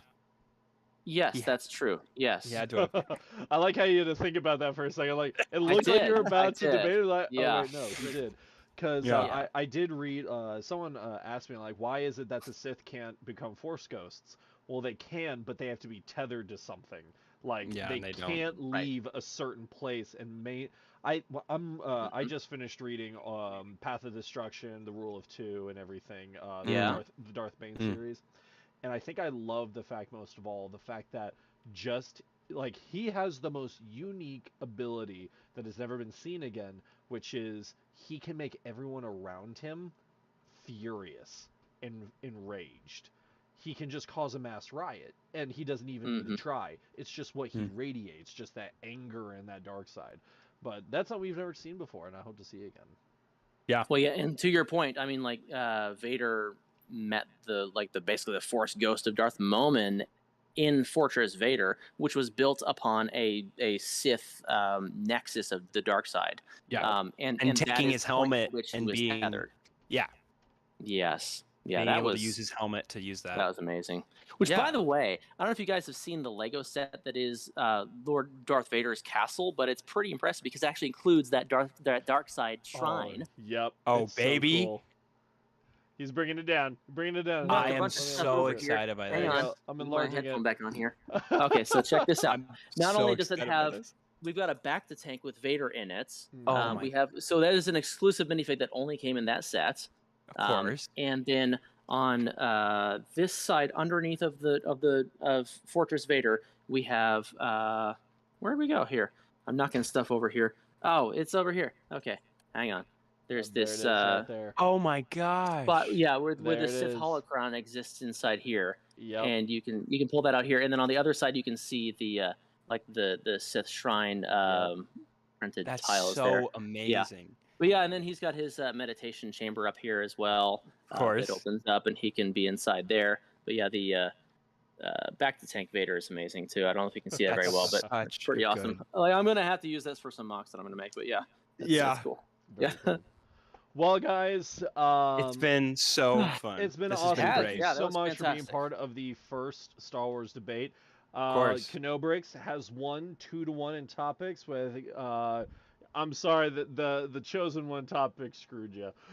Don't worry. That I was know. the end Yeah. of it. Good with it. It was a good thing to lose on. For That was everyone and it was watching very well on- debated.